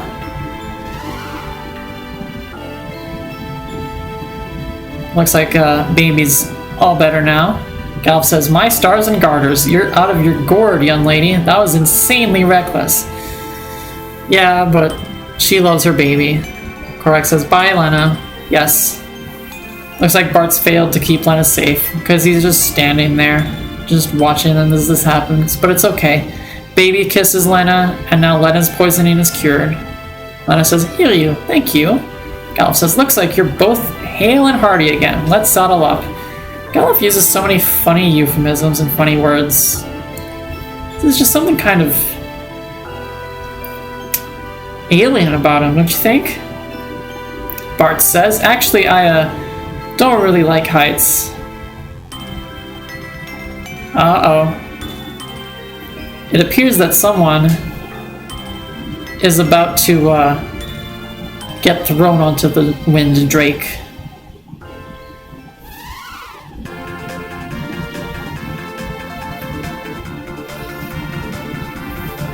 And here we get the third vehicle we have gotten so far in this game. A Windrake. We can nicely fly around and go over water. Over to our next destination. Waltz, which is just below me. directly down. But we won't go there. There's another stop to be made. Past the canal. Not this way. Not in that desert. Corvax says the map is pretty big. It is pretty big, yes. Oh, I have to go. I think I have to go this way.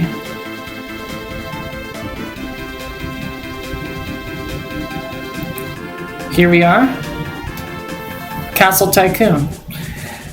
And I will be going inside, checking it out, seeing what's happened since Lena's disappearance, or not disappearance, departure, that is the word. Next time on Final Fantasy V.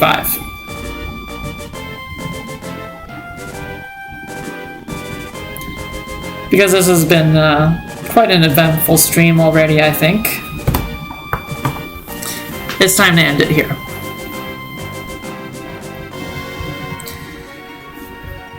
For everyone who has shown up and watched, said hello, and just those who've just watched without saying hello, thank you for coming. I hope you enjoyed the stream, and I will probably be here same time next week, 4 o'clock Eastern. Pimimi says, thank you for streaming. Less than 3. Corvax says, heart. Thanks, ladies. Anyways, I think we're done here. Bye, everyone.